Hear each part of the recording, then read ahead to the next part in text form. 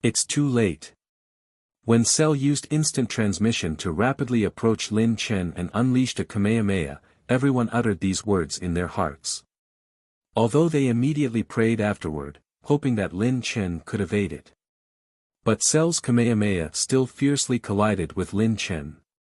A terrifying explosion resounded throughout the entire Earth. The energy crossing the sky was witnessed by nearly 1/3 of the human population. As the on-site reporters' cameras were already destroyed, no one knew exactly what had happened. Some people even wondered if it was an extermination weapon used by aliens to deal with Cell. Ha ha ha. Die. Turn to ashes. Lin Chen. Seeing that his attack caught Lin Chen, Cell let out a wild roar, while simultaneously unleashing the energy within him with even greater madness. The intensity of the power caused cracks to appear on his body. This was evidence of the enormous burden placed on his body from channeling too much energy in a short time. But paying such a great cost, Cell's Kamehameha was terrifying to the extreme. Even with Lin Chen's strength at the half-step divine realm, he couldn't stop it. So, amidst everyone's horrified gazes, Cell's Kamehameha completely engulfed Lin Chen's body. When the light dissipated, at the spot where Lin Chen had been, only a broken corpse remained. Lin Chen's upper body had completely vanished, leaving only his lower body. Ha ha ha. I won. Finally, I won. I am indeed the strongest in this world. Ha ha ha. Seeing the remains of Lin Chen, Cell felt all his previous frustration and resentment vanish, and he couldn't help but burst into laughter. Meanwhile, amidst Cell's maniacal laughter, those who were hiding in the distance were completely stunned. Dead? Did Lin Chen really die like this? It can't be. It can't be. Lazuli shook her head in agony. Goku and Vegeta wore blank expressions. Trunks and the others, on the other hand, were filled with overwhelming despair. Lin Chen, who was overwhelmingly powerful, in their eyes actually died just like this. At the same time, while Lin Chen's fate remained uncertain after being struck by Cell's Kamehameha, in a higher dimension of the universe, the intense aura from their battle penetrated through space and reached this place. How is this possible?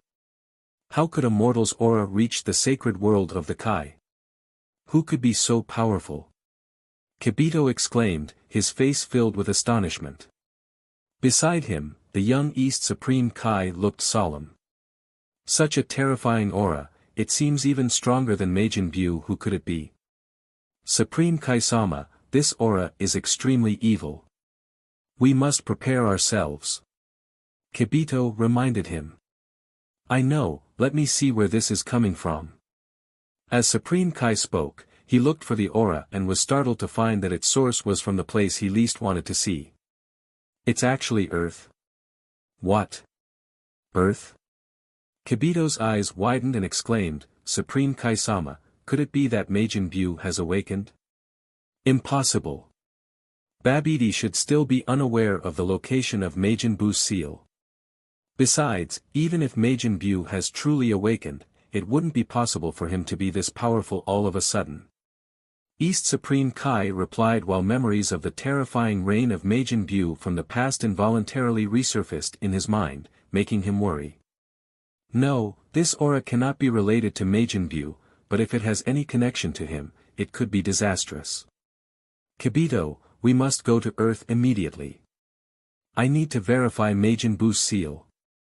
East Supreme Kai decisively gave the order and grabbed Kibito's hand. Understood, Supreme Kai-sama. Please wait a moment. Swoosh. In the next instant, with their instant transmission ability, Kibito and East Supreme Kai silently appeared on Earth. Immediately, they felt Cell's terrifying aura that had enveloped the entire planet. SS. Kibito immediately gasped, who is this? How can there be such a terrifying being in the mortal world? East Supreme Kai, however, breathed a sigh of relief. Up close, he realized that this aura was different from Majin Buu's. This doesn't seem to be Majin Buu's aura. Let's not worry about them for now. Let's go and check on Boo's seal, Kibito. Yes. A moment later, the two of them arrived in the far northern region. In a deep abyss, East Supreme Kai confirmed Majin Boo's seal. Fortunately, the seal hasn't been tampered with. It's still safe here.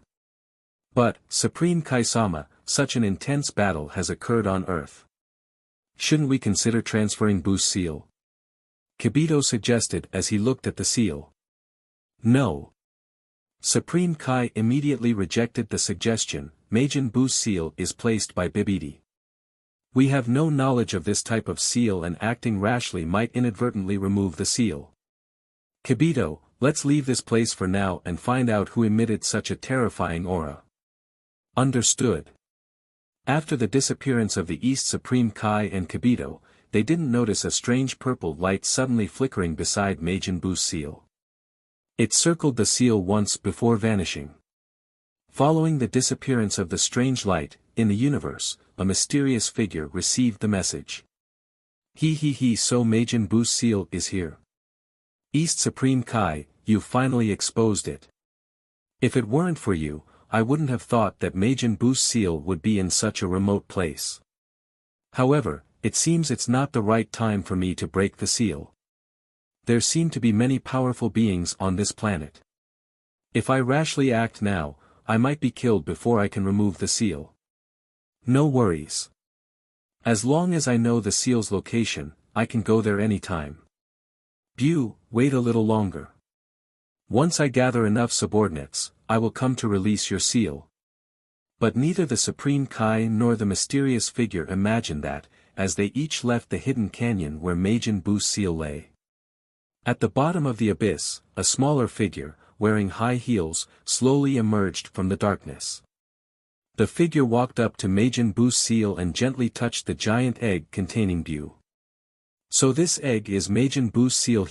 With this, the final piece of the puzzle is complete. Jero, the strongest android, will be created by me.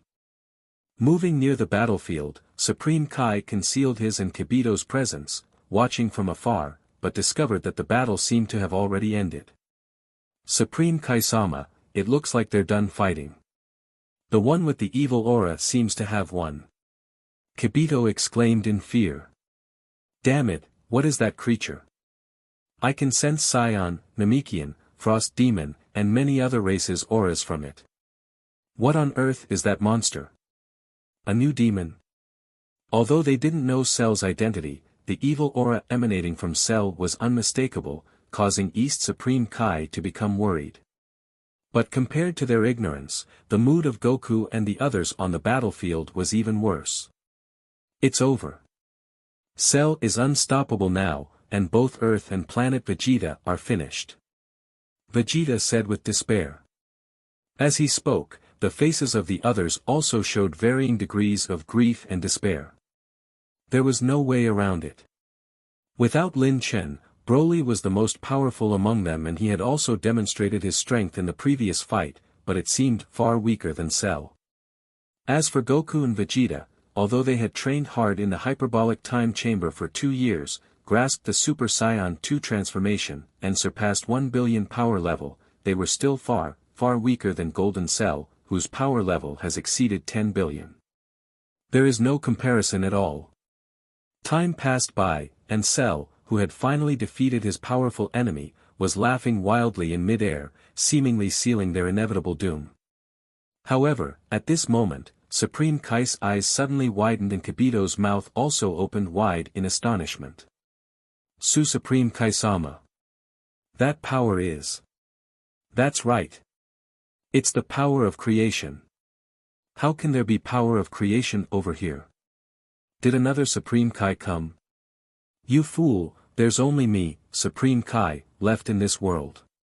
Where else would there be another Supreme Kai? Then this is. Just as Supreme Kai and Kibito were shocked. They saw the half-destroyed body left by Lin Chen suddenly move. It was as if an invisible force was manipulating Lin Chen's corpse. What's going on? Everyone was startled by this strange scene, even Cell, who was laughing maniacally, stopped laughing. What's happening? Is someone controlling Lin Chen's corpse? Cell looked left and right in disbelief, trying to find out who was behind this, but found no clues. He clenched his teeth and pointed at Lin Chen's corpse. Disgusting thing, disappear. A death beam was fired by Cell. However, strangely, before the death beam hit Lin Chen's corpse, it was obliterated by an aura. Huh?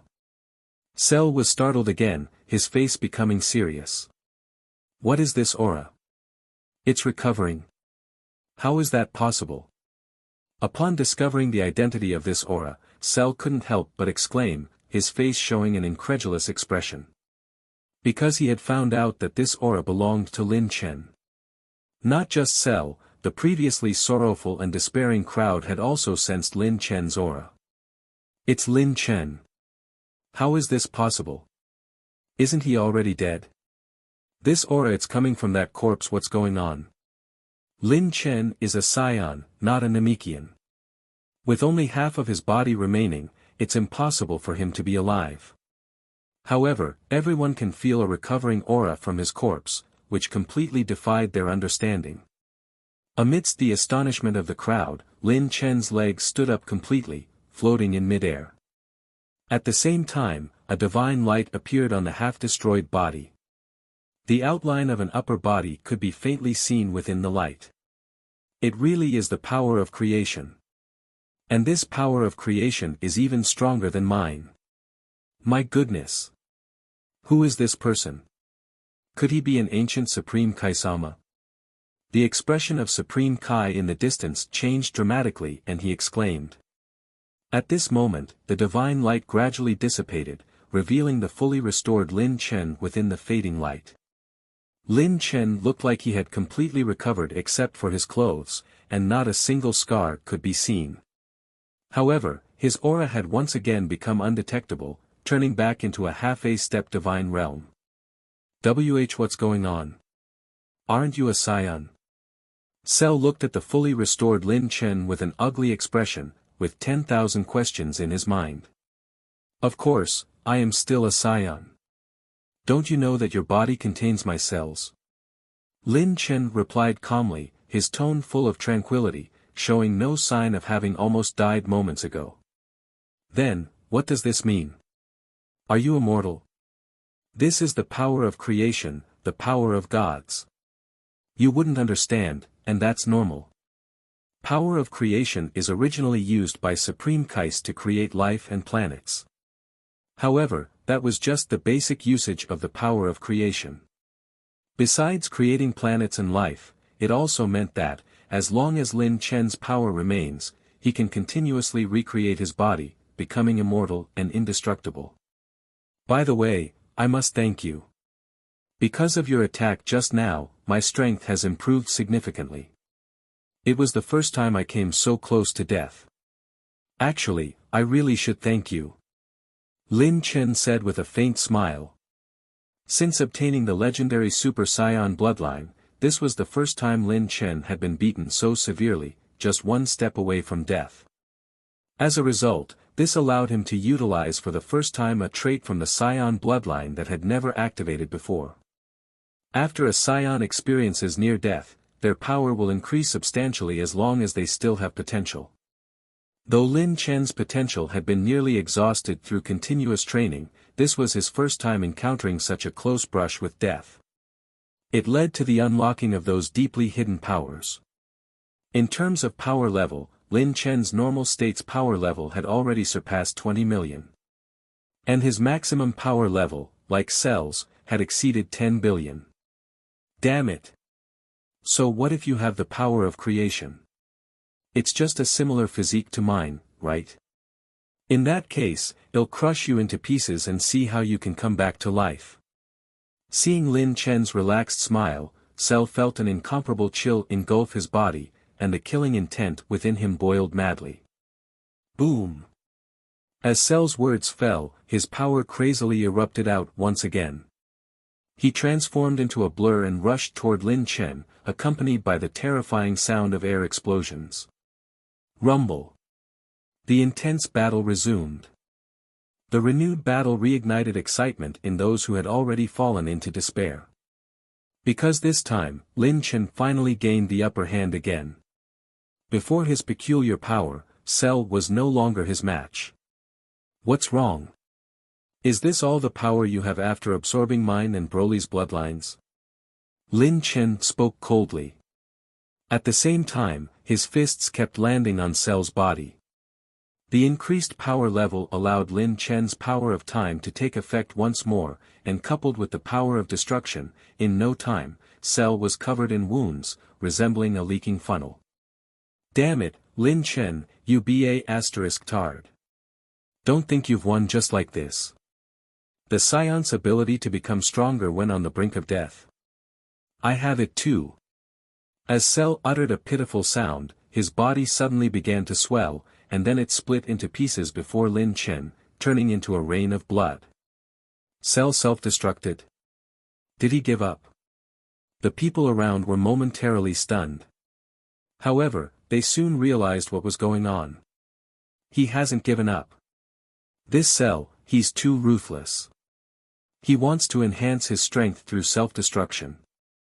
Under the crowd's attention, a tiny, ugly cell nucleus began to grow suddenly. Just a few seconds later, a figure with a gleaming green shell, purple-black spots, and a humanoid face reappeared. Ha ha ha. Lin Chen, I'm back.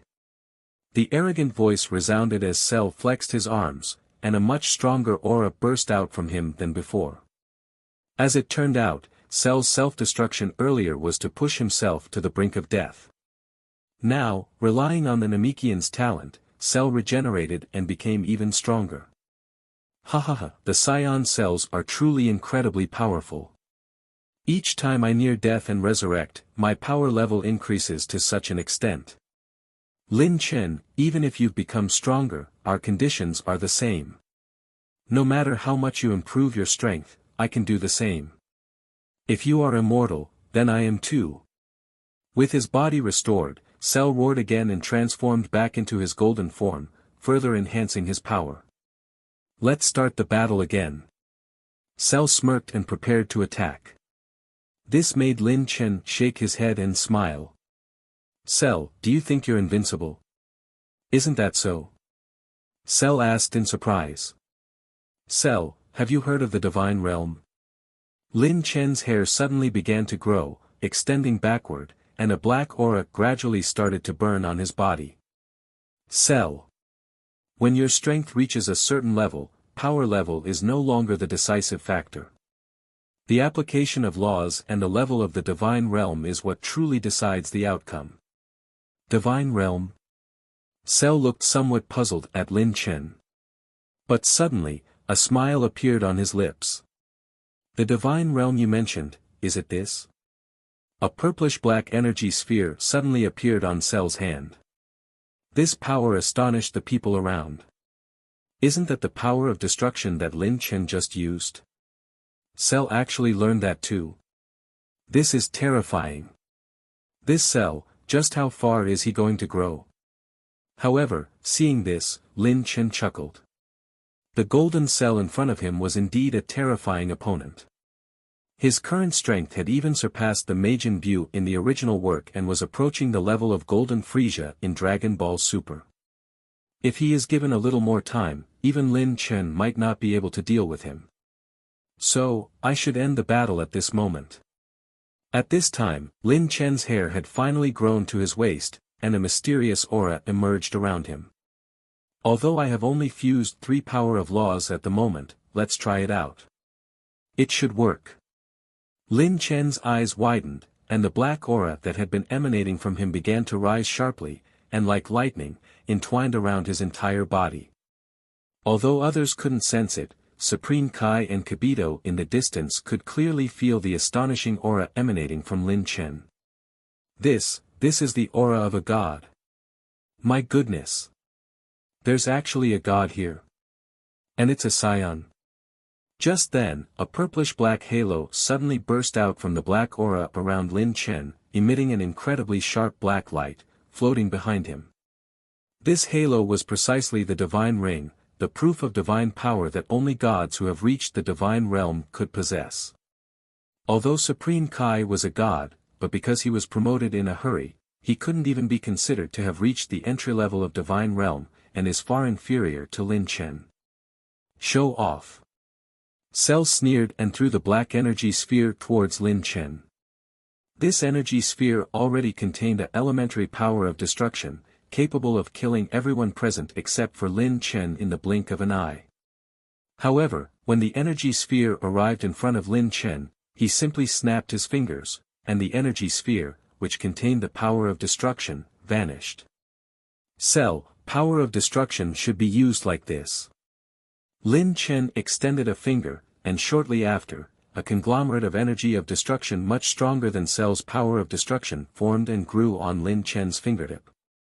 Soon, even Cell could feel the terrifying energy contained within the purplish-black energy sphere. This was completely different from Cell's technique, despite looking similar. If he got struck by this energy sphere, he would undoubtedly die. Lo Lord Lin Chen. Spare me, please. I'm willing to leave Earth. Feeling desperate, Cell knelt in mid-air, begging Lin Chen for mercy. But Lin Chen saw through him at a glance. No need to buy time, Cell. Do you think I don't know that when you self-destructed just now, you split your core? That core is about to form, so even if you lose, you can rely on it to continue to survive, right? Seeing that his plan had been exposed, Cell's expression changed suddenly. In the next moment, he abruptly stood up, attempting to use instant transmission to escape. However, at this moment, the energy sphere in Lin Chen's hand had already flown over and collided with Cell. Destruction. In just an instant, Cell's body shattered like glass. Cell still had an astonished expression on his face, but his body turned to dust and then disappeared before everyone's eyes. Cell Games is finally over. Lin Chen muttered. We won. We finally won. Seeing Cell finally disappear and feeling no trace of his aura, the people in the distance also cheered. However, just as everyone was celebrating, Krillin suddenly noticed that there seemed to be 3 people missing from the scene. Oh no, where are Satan and the others? Could they have been blown away? At this moment, a small Cell, the size of a child, suppressed his aura and tried to escape. The small Cell is the one that formed from the core that split apart when Cell self-destructed earlier. They and the earlier golden Cell were actually the same person. When Cell had self-destructed, he left this contingency plan behind. When Cell knelt down to beg for mercy earlier, it was to give this small Cell a chance to grow. But he didn't expect that Lin Chen had already seen through his trick. There wasn't enough time for the small Cell to fully recover. His body had recovered, but his strength had not recovered at all. At this moment, his power level was even lower than an ordinary person. However, he believed that as long as he can survive this calamity, it wouldn't take long for him to fully recover. By then, he would certainly find a way to defeat Lin Chen. Just you wait, Lin Chen, Cell Games is not over yet. Just as the small Cell made up his mind, he suddenly saw a figure appear beside him. Wow! As expected, he's here. The small Cell looked up and his eyes widened. He saw Satan holding a baseball bat, standing with a smile on the side. How is this possible?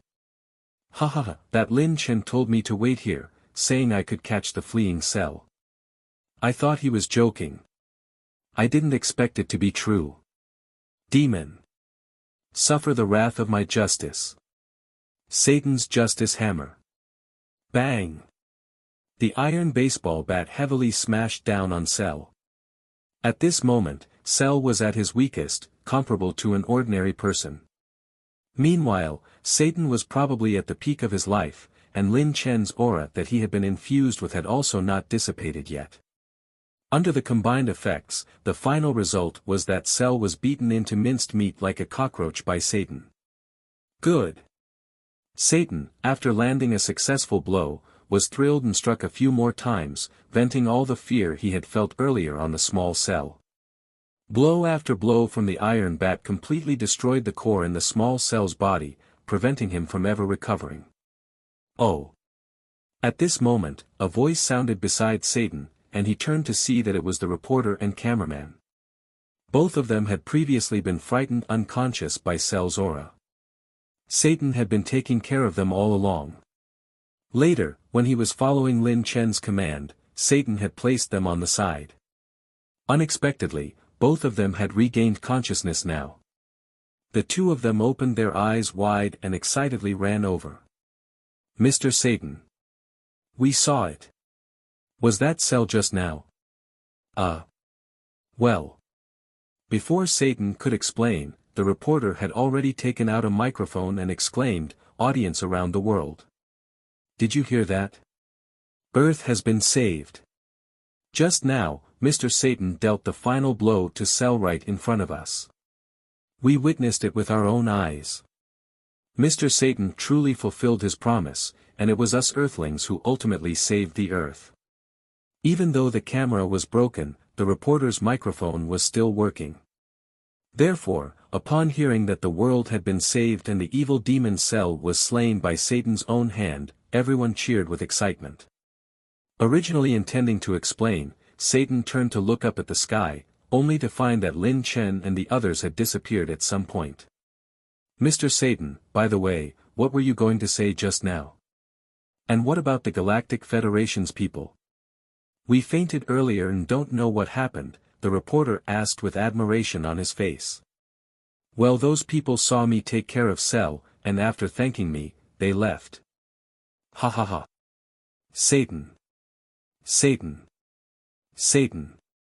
Cheers erupted in cities all over Earth, and at this moment, Satan truly became a global hero. Peace had finally come to Earth. A few days later, at the luxurious mansion opposite Bulma's home where Lin Chen resided on Earth, a group of guests came to visit. In addition to Goku and his friends, there were also some familiar faces. 2 Android 17 and 2 Android 18. They were all resurrected a few days ago using Earth's Dragon Balls by Goku and the others. Apart from them, some Earthlings who had been killed and absorbed by Cell that day were also resurrected. In order to explain the resurrection of these people reasonably, Lin Chen had specifically issued a notice to Central City, claiming that they were resurrected using the most advanced galactic technology, earning the gratitude of Earthlings. Today, they had visited to bid farewell to Trunks. He was about to return to his own world. Accompanying him were Android 17 and 18 from Trunks' world and Android 16 from Lin Chen's world.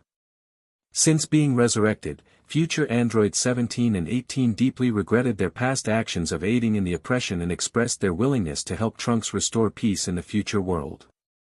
Android 16 revered nature and knew that the future world was on the verge of destruction due to the androids' rampage, and also wanted to lend a helping hand. Lin Chen, will Trunks have to face Dr. Gero and Cell from his world when he returns? Can he handle them with just himself and the 3 androids? Goku expressed his worry as they bid farewell to Trunks. Before Lin Chen could explain, Trunks replied, "Mr. Goku, don't worry. According to future Android 17 and 18, the time Dr. Gero and Cell arrive in our world is just a year after I go back. When we return now, it will be shortly after Dr. Gero and Cell use the time machine to come to this world. So, we won't encounter Cell and Dr. Gero, the only enemies we'll face are the androids without Dr. Gero's commands." As he said this, Trunks took out a remote control. "This is a special device made by Android 16 and my mom. It can destroy the control programs installed by Dr. Gero on all androids, restoring their free will. With this device, my mom and the other people who were transformed into androids in that world can regain their true selves and break free from Dr. Gero's control." Goku scratched his head, "Is that so? I don't fully understand. Anyway, as long as everything's fine." "It will be fine," Trunks nodded. Vegeta came over at this time and patted Trunks' shoulder. "Trunks, after you go back, you must help Bulma regain her free will. And also, rebuild the Saiyan Empire. You are the Prince of Saiyans and the future King of the Saiyans." "Yes." Trunks responded loudly. Finally, Lin Chen spoke to Trunks, "Trunks, with your strength, you can easily deal with the androids. However, don't take it lightly, and remember what I taught you. Thank you, Master. I will do my best. Trunks said confidently. After the time machine was started, Trunks and the android's figure disappeared into another dimension. As for whether they can turn the tide in their world, no one knows for sure. But Lin Chen believed that Trunks would surely succeed in saving his world. Because while training Trunks, he had already noticed that the Trunks from the future world had extraordinary talent. By observing his training, Trunks seemed to have gained some understanding of the power of laws. Given time, Trunks might also step into the divine realm. After bidding farewell to Trunks, the group exchanged cheerful greetings and departed accordingly. In the days that followed, Android 17 and 18 from this world also went their separate ways. Android 17 chose to travel the world, while Android 18's choice was surprising. She wanted to live at Kamehame-ha. In her words, she wanted to live a life facing the sea. But Lin Chen knew that Android 18 probably wanted to be with Krillin just like Android 18 from the original work. He doesn't find it strange. This point was already evident when Krillin risked his life to save them when Future Cell planned to absorb them. And when Shenron resurrected Android 17 and 18, just like in the original work, Krillin used the second wish of the Dragon Balls to remove the bombs from the bodies of the two androids. After this, Android 18's attitude towards Krillin completely changed. But when Lin Chen saw 18 and Krillin leaving together, he couldn't help but sigh. I never thought they would end up together. Lazuli laughed. What's wrong? I think Krillin is quite suitable for her. Or perhaps, you also have your eye on her. Why would you think that? Lazuli chuckled, giving Lin Chen a teasing look, then turned and walked back home. Lin Chen looked helplessly at Lazuli's departing figure and shook his head lightly. At the same time, back at her home, Bulma suddenly slapped her forehead. Oh, dear, I forgot to tell Trunks about the investigation he asked me to do. Oh, well, since the android situation is resolved, maybe it's not that important to know what the world core is. Speaking of which, where was this world core discovered? It can provide infinite energy. No wonder 17 and 18 are so special. Before the Cell games, based on the information Trunks had found, Bulma conducted thorough research on Android 17 and 18. The results revealed that a substance repeatedly mentioned in the blueprints, referred to as the world core, was, in fact, the eternal energy source for the three androids. It was precisely because of this world core that 17, 18, and even 16 had inexhaustible energy. Especially for 17 and 18, who used complete world cores, they not only had endless energy but could also continuously grow using this energy. If only we had more world cores, but such a material can only be found by luck. I wonder where Dr. Gero and others got them from. It completely defies the laws of energy. It would be great if I could find new ones. Sacred World of the Kai. Supreme Kai Shin and Kibito had left Earth and returned here. However, Kibito was full of doubts upon his return. Supreme Kai-sama, did you not see that the humans over there have a time machine? This is a serious violation of regulations. Why didn't you let me destroy it? Supreme Kai smiled wryly. Kibito, you think you could have destroyed the time machine in the hands of those people? Don't forget, it seems that there's someone among them who can use instant transmission, just like you. Kibito looked embarrassed. He never knew that there were such powerful mortals in the mortal world. In the past, he always believed that Supreme Kai was the greatest and most sacred being in the world. However, this trip to Earth gave him the feeling that his worldview was collapsing. Then, Supreme Kai-sama, what should we do? Do we just let those people play around with time? And Majin Buu seal, that place on Earth is too dangerous. Supreme Kai waved his hand. No, Kibito, haven't you noticed? That Saiyan named Lin Chen seems to have some understanding of power of time. I think he might be related to the Supreme Kai of time. If that's the case, perhaps that time machine is allowed by Supreme Kai of time. Let's not worry about it for now. As for Majin Buu, as long as Babidi doesn't find it, it's fine to keep the seal there. For now, the most important thing is to find Babidi. Once he's dealt with, there won't be a possibility of Majin Buu's resurrection.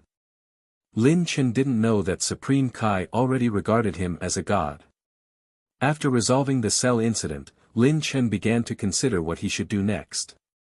This time, even though he defeated Cell from two different worlds, the strength displayed when the two Cell fused together served as a wake-up call for Lin Chen. He needed to strengthen his training. If, this time around, he hadn't mastered the two different power of laws in succession through the system's missions, allowing him to almost complete his Saiyan God transformation, Lin Chen might not have been a match for Golden Cell. Golden Cell that was inferior to Golden Frieza is already proving to be so challenging to deal with. It's clear that beings like Beerus in the future are not adversaries that the current Lin Chen can contend with. And in the upcoming storyline of Dragon Ball, it would involve real gods, i.e. Supreme Kai. After the Buu saga, the day when Beerus truly awakened would come. At that time, a battle between them was inevitable. He has only a dozen years left and has to make the most of the time. However, just as Lin Chen was planning his next steps, an unexpected visitor suddenly appeared through a spatial distortion. "Hey there, Lin Chen. Mr. Whis." The person who came had a staff in his hand and a blue divine halo around his neck. It was Angel Whis, this universe god of destruction Beerus' attendant. "Mr. Whis, it's been a while. Why have you come?" Lin Chen was somewhat surprised. Could it be that Beerus has woken up? Whis didn't answer immediately. Instead, he sniffed and smiled. "Lin Chen, are you cooking something delicious over here?" Lin Chen was taken aback for a moment, then quickly understood. "Oh, Lazuli is making beef stew with potatoes." "Is that so? Do you mind if I join you for a meal?" Seeing Whis eager to try it, Lin Chen could only say, "Of course not." "Great." Whis immediately found a place to sit down and waited for the meal, showing no sign of being a guest. Lin Chen was about to ask about the reason for Whis' visit when, unexpectedly, another person jumped out of the space distortion. In a childish voice, the person said, "Hey, Lin Chen, sorry to bother you. Can I also join you for the meal?" Looking at the Supreme Kai of Time, Kranoa, in front of him, Lin Chen couldn't help but roll his eyes. What's happening today? Why did two divine beings suddenly visit his home? It seems things are going to get lively. I'm starting. Shortly after, Lin Chen's home was filled with two cheerful voices. Then came the sound of everyone eating heartily. After a while, the burping sounds followed suit. Whis and Kranoa were lying on the chairs while holding their stomachs with satisfied expressions, unable to muster the strength to speak. Lin Chen picked his teeth and couldn't help but find it amusing. Are these guys really gods? They all look like starving ghosts, to be honest. Could it be that as gods, they only eat simple meals? After a moment, Whis and Kranoa finally recovered. Whis patted his belly and said to Lazuli, "Miss Lazuli, your cooking skills are truly excellent." "Thank you, I learned it all from Tights," Lazuli smiled. "By the way, where are Miss Tights and the others?" Whis asked. Lazuli replied, "They are all on Planet Vegeta. Lin Luo and Taro have grown up, and Tights and Hanasia believe it's time for them to start receiving Saiyan training." "Oh, I see," Whis nodded. After listening to their conversation, Lin Chen couldn't hold back any longer and asked, "Mr. Whis, and Kranoa-sama, now that you've had your fill, could you tell us why you came here? Don't tell me you just came here to mooch a meal." Whis and Kranoa burst into laughter upon hearing this. Then, they glanced at each other and Whis spoke first. "Lin Chen, I have witnessed everything happening on Earth from God of Destruction's planet. I never expected that you have already fused 3 power of laws. Apart from your foundation being a little weak and your use of power of laws slightly lacking, your strength is almost approaching Beerus-sama." Lin Chen smiled wryly. He knew Whis was being polite, but in reality, the disparity was much wider. If Beerus' strength is considered as 10, Lin Chen felt he was currently only at 4. But what was Whis getting at with all this? Mr. Whis, are you inviting me again to be God of Destruction's candidate? That won't do. Before Whis could explain, Cronoa interjected, Mr. Whis, don't forget that Lin Chen is currently a mercenary for my time patrol. Oh, you're overthinking it. I didn't come for Lin Chen, Whis chuckled, waving his hand. Not for me. Whis explained, yes, that's right. The truth is, while observing your battle with androids, I unexpectedly discovered another candidate who is highly suitable to become a God of Destruction candidate. So, I'm not here for Lin Chen, but to look for this person. A God of Destruction candidate? Who? Broly. Hearing Whis mention Broly's name, Lin Chen was surprised, but also felt that it was natural. After all, in this world, Broly is somewhat similar to Jiren from Universe 11, possessing innate power that is close to or even surpassing that of a God of Destruction. Although Broly's strength is still a bit away from a God of Destruction, with his talent, becoming as powerful as Beerus is only a matter of time. I actually observed all of you Saiyans and found quite a few with great potential, like Goku and Vegeta, they are both impressive. However, when comparing, the two most likely to become God of Destruction are you and Broly. Since you have no intention of becoming a God of Destruction, I wanted to ask, would you be willing to let Broly become God of Destruction's candidate? Broly, huh? Lin Chen rubbed his chin, let Broly decide that. Please wait here, I'll go get him. After saying that, Lin Chen used instant transmission to head to Lookout. Ever since the Cell games ended, Broly has been staying here for the time being to mourn the late Kami who is never going to come back. God of Destruction? Me? When Broly, looking puzzled, was brought by Lin Chen in front of Whis and heard the purpose of the visit, he became even more confused. Apologies, mister, but I have no idea what God of Destruction even does. Just consider it a god maintaining the balance of the universe. I'm well aware of your strength, although there's still some disparity, however in a few decades, you will undoubtedly reach the level of Beerus-sama. If you receive training from me, this time can be shortened.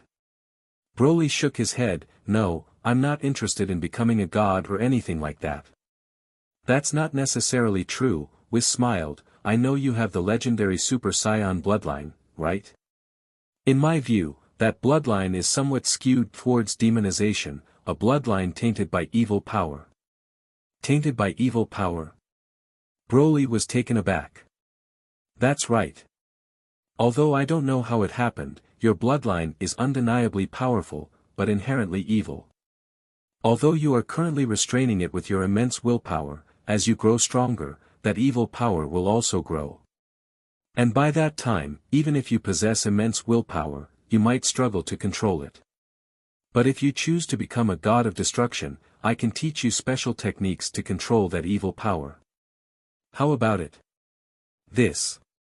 Upon hearing that he might lose control again in the future, Broly didn't hesitate and nodded, alright, I'm willing. On the side, Lin Chen also asked, Mr. Whis, you mentioned Broly might lose control again, what about me? Lin Chen also possesses the legendary Super Saiyan bloodline. Although he hasn't experienced losing control ever since he broke through the legendary Super Saiyan 2 form, Whis' words made him a little nervous. Fortunately, Whis said, you don't need to worry. Your bloodline is a bit different from Broly's, more like a mutated version. That evil power is no longer present. However, similarly, your strength grows much slower than Broly, isn't that right? Lin Chen felt relieved upon hearing this. With Whis' matter resolved, it was now Cronoa's turn to explain. Her purpose was somewhat similar to what Lin Chen had anticipated. Since signing the employment agreement with Lin Chen, Cronoa hadn't come to find him yet, but that didn't mean she had forgotten about their arrangement. She was here to hold Lin Chen to his promise. Lin Chen, recently several timelines have experienced anomalies, as if someone is intentionally disrupting time. This is a major crisis, and I need you to immediately investigate those timelines for me. Kranoa said. A major crisis? Supreme Kai of Time-sama, then why are you leisurely here eating with me? Lin Chen asked in puzzlement. Huh? Kranoa was taken aback for a moment before awkwardly laughing. After a while, on Planet Vegeta, Kranoa finished explaining everything and prepared to leave with Lin Chen. Broly took this opportunity to bid farewell to his father as well. Bardock and the others knew that both Lin Chen and Broly were about to go on a journey with the gods, and they felt happy for them, seeing it as a great opportunity. The only ones not happy were Tights and others. Who knows how long Lin Chen is going to be away for, and they couldn't follow him as before, so they could only watch him leave. Take good care of the two little brats. I'll come back whenever I have the chance, Lin Chen said, holding their hands. Lin Chen, Broly and I will leave first. Whis stood in front of the Saiyan Palace's open space, with a pile of packaged food in front of him. Lin Chen nodded to them. Well, be leaving then, Lin Chen. You must also work hard. As an angel, Whis wasn't concerned about matters related to time and order as they didn't fall under his jurisdiction. After bidding farewell to Lin Chen and Kranoa, he took Broly and headed to the God of Destruction's realm. Once they left, Kranoa turned to Lin Chen and said, Alright, let's go too. Sure. Like Whis, Kranoa also brought a lot of food to take back. Regardless of where they come from, all these gods seemed like bumpkins who haven't seen the world. Lin Chen, put your hand on my back, and we'll head to the time nest, Kranoa said, forming a circular motion with her finger, creating a round, spatial black hole in front of them. Let's go, she said with a relaxed tone as she took Lin Chen through the black hole. The black hole was similar to Lin Chen's spacetime door, leading to a strange alternate dimension. They flew to the edge of the space and then arrived at a peculiar place. This place seemed like a space station floating in the space, surrounded by transparent domes that provided a view of the vast starry sky outside and several enormous planets that looked like moons. In the center of this space was an oddly styled palace with a towering ancient tree in the middle. Gulyalu. Suddenly, a strange bird resembling an owl flew over. It circled around Lin Chen twice before landing on Kranoa's head. Kranoa gestured around with her finger and said, This is the time nest. It transcends the universe and even Xeno-sama cannot come here. It's my special world, where I monitor the flow of time. This bird is called Tokatoki, and it's just the two of us here, and now there's one more you. Lin Chen nodded and then asked, Kranoa-sama, can you tell me what you want me to do now? I've been curious about what you mean by disrupting time. Does it involve changing history? But as far as I know, changing history creates a parallel universe, right? Looks like you're not completely clueless. Come, let's talk while we walk. Kranoa patted Tokatoki's bottom, prompting it to take flight, and then she led Lin Chen towards the interior of the palace. As they walked, Kranoa explained, Actually you're right. Ordinary time disturbances do create new parallel universes. For instance, I know you went to another world in the past and dealt with the android threat there, right? If you hadn't intervened, that world's multiverse would have been ruled by Android Cell in the future. However, because of your actions, a parallel universe where Android Cell was defeated came into existence. Your actions indeed disrupted the flow of time. Ha. Ha ha ha, Lin Chen chuckled awkwardly. Kranoa patted his shoulder reassuringly, saying, Don't worry about it. Occasionally, such situations happen, and I've already forgiven you for your mistakes. The key issue now is that recently, for some unknown reason, someone is maliciously disrupting the flow of time, continuously creating new parallel universes. Is there a problem with that? Lin Chen asked curiously. Of course there's a problem. It's a big problem. Under Kranoa's explanation, Lin Chen finally gained a clearer understanding of the framework of this world. Before this, he already knew that in this world, from a broad perspective, it was divided into several small universes, such as the one he was in, Universe 7, and the other 11 universes. Together, these 12 universes formed the macrocosm known as the multiverse. Outside the macrocosm, there were several parallel universes associated with it. Apart from these, there were also parallel worlds unrelated to the macrocosm. The world future Trunks came from was one such parallel world, as was Lazuli's world. These parallel worlds could consist of just one small universe, or they could be a complete another multiverse. In the latter case, their world might have its own Xeno, Supreme Kai, and God of Destruction. In the former, they might not even have a Supreme Kai. However, amidst these numerous parallel worlds, there was one unique place: the time nest. Regardless of how many parallel worlds exist, there would always be only one time nest. That was the framework of this world. However, even though there were many parallel worlds in this universe, there was a problem: the number of parallel worlds had a limit. Once the number exceeded this limit, terrible things could happen. Terrible things? Lin Chen questioned in confusion. Yes. Terrible things. Kranoa repeated with a grave tone. In simple terms, you can consider all our worlds as rooms, and the time nest where we are is like the roof of this house. The space within the house is limited, and if the number of parallel worlds keeps increasing, eventually, the house will collapse. All the parallel worlds, including my time nest, will be destroyed. Upon hearing this, Lin Chen finally understood the severity of the problem and why disrupting time was considered a serious crime in the Dragon Ball world. It turned out that if time disruptions happened too frequently, all the worlds could end up facing destruction. Wait. Kranoa-sama, if disrupting time is so dangerous, why would anyone still attempt it? Isn't that equivalent to suicide? The specific reason is still under investigation. Lin Chen, your current task is to go and restore the disturbed timelines. With that said, the two had already entered the palace. It looked like a library, with rows of bookshelves surrounding them, and on these shelves were numerous scrolls. Most of the scrolls were white, but some were tainted with dark energy. Kranoa pointed at the black scrolls and said, Lin Chen, look at these black scrolls. They represent disturbances in the timeline. If we let this continue, these scrolls will give birth to new parallel worlds. So many. Lin Chen only glanced briefly and noticed that there were already dozens of scrolls tainted with black energy. What should I do then? Kranoa reached out and gestured toward the bookshelf, and a black scroll immediately flew to her. She took the scroll and unfurled it before Lin Chen.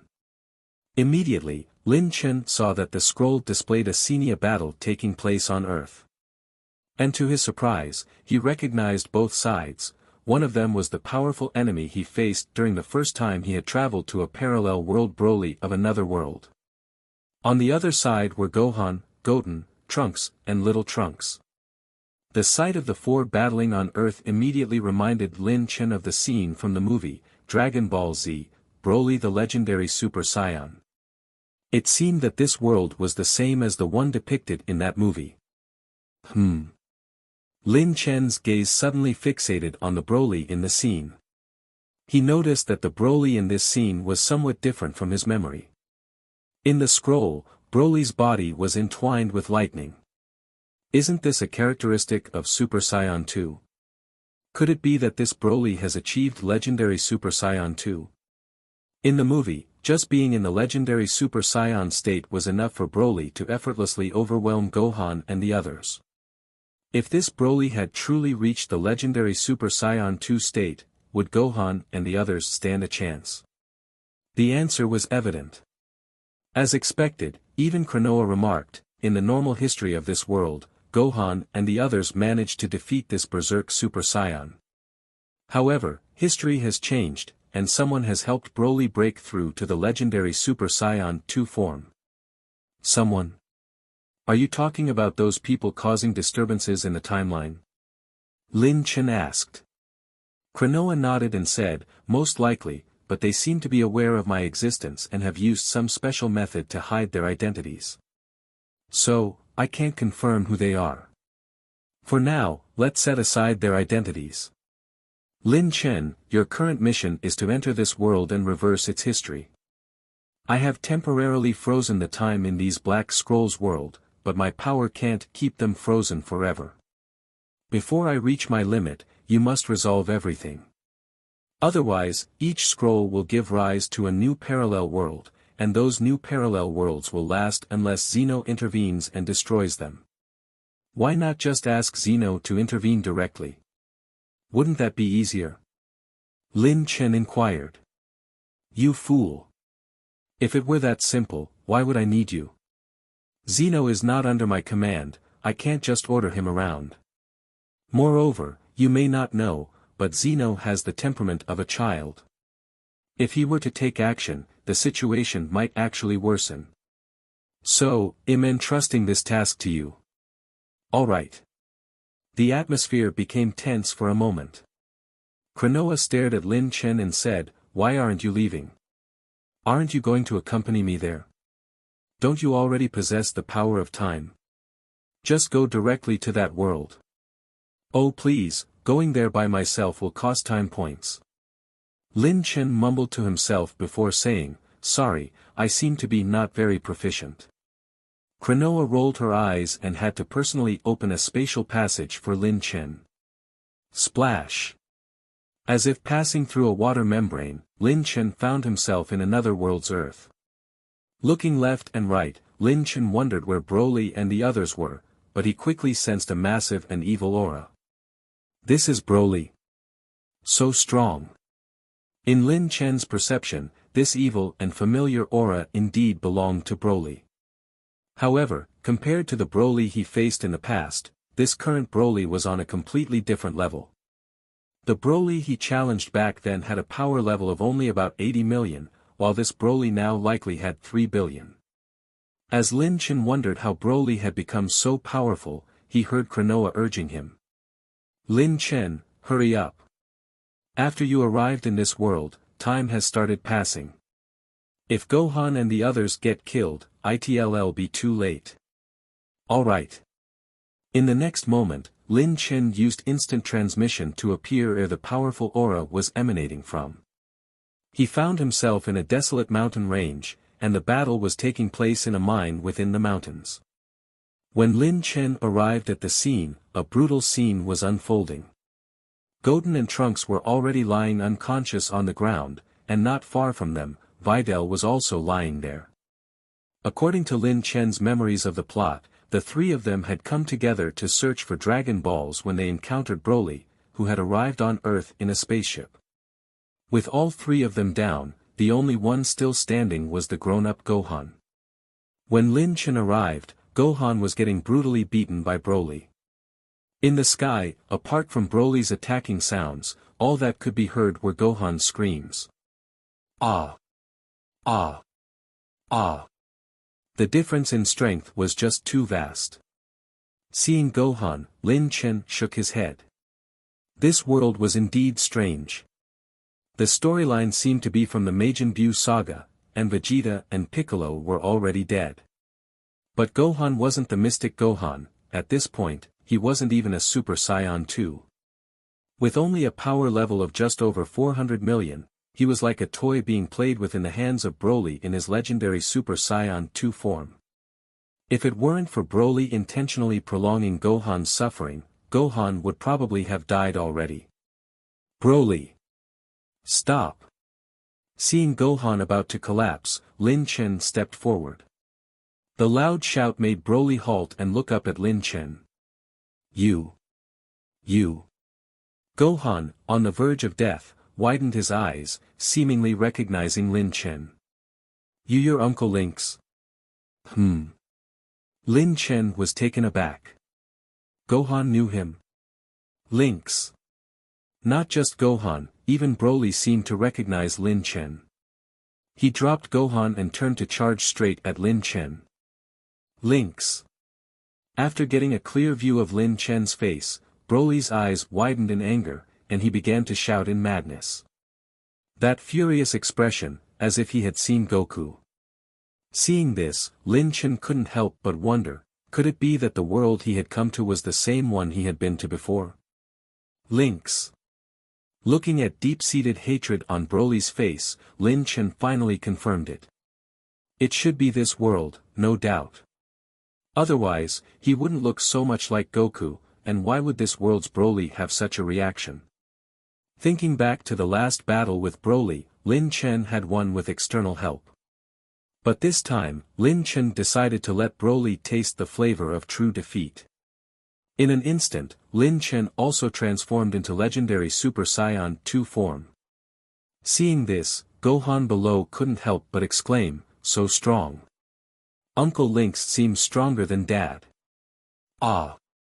Just as Broly lunged at Lin Chen with a roar, and Lin Chen was preparing to finish off Broly with a punch, suddenly, System's voice rang out in his ears. Ding! Detecting that the host is protecting the order of time, initiating a chain selection mission. Choice 1, New Guardian.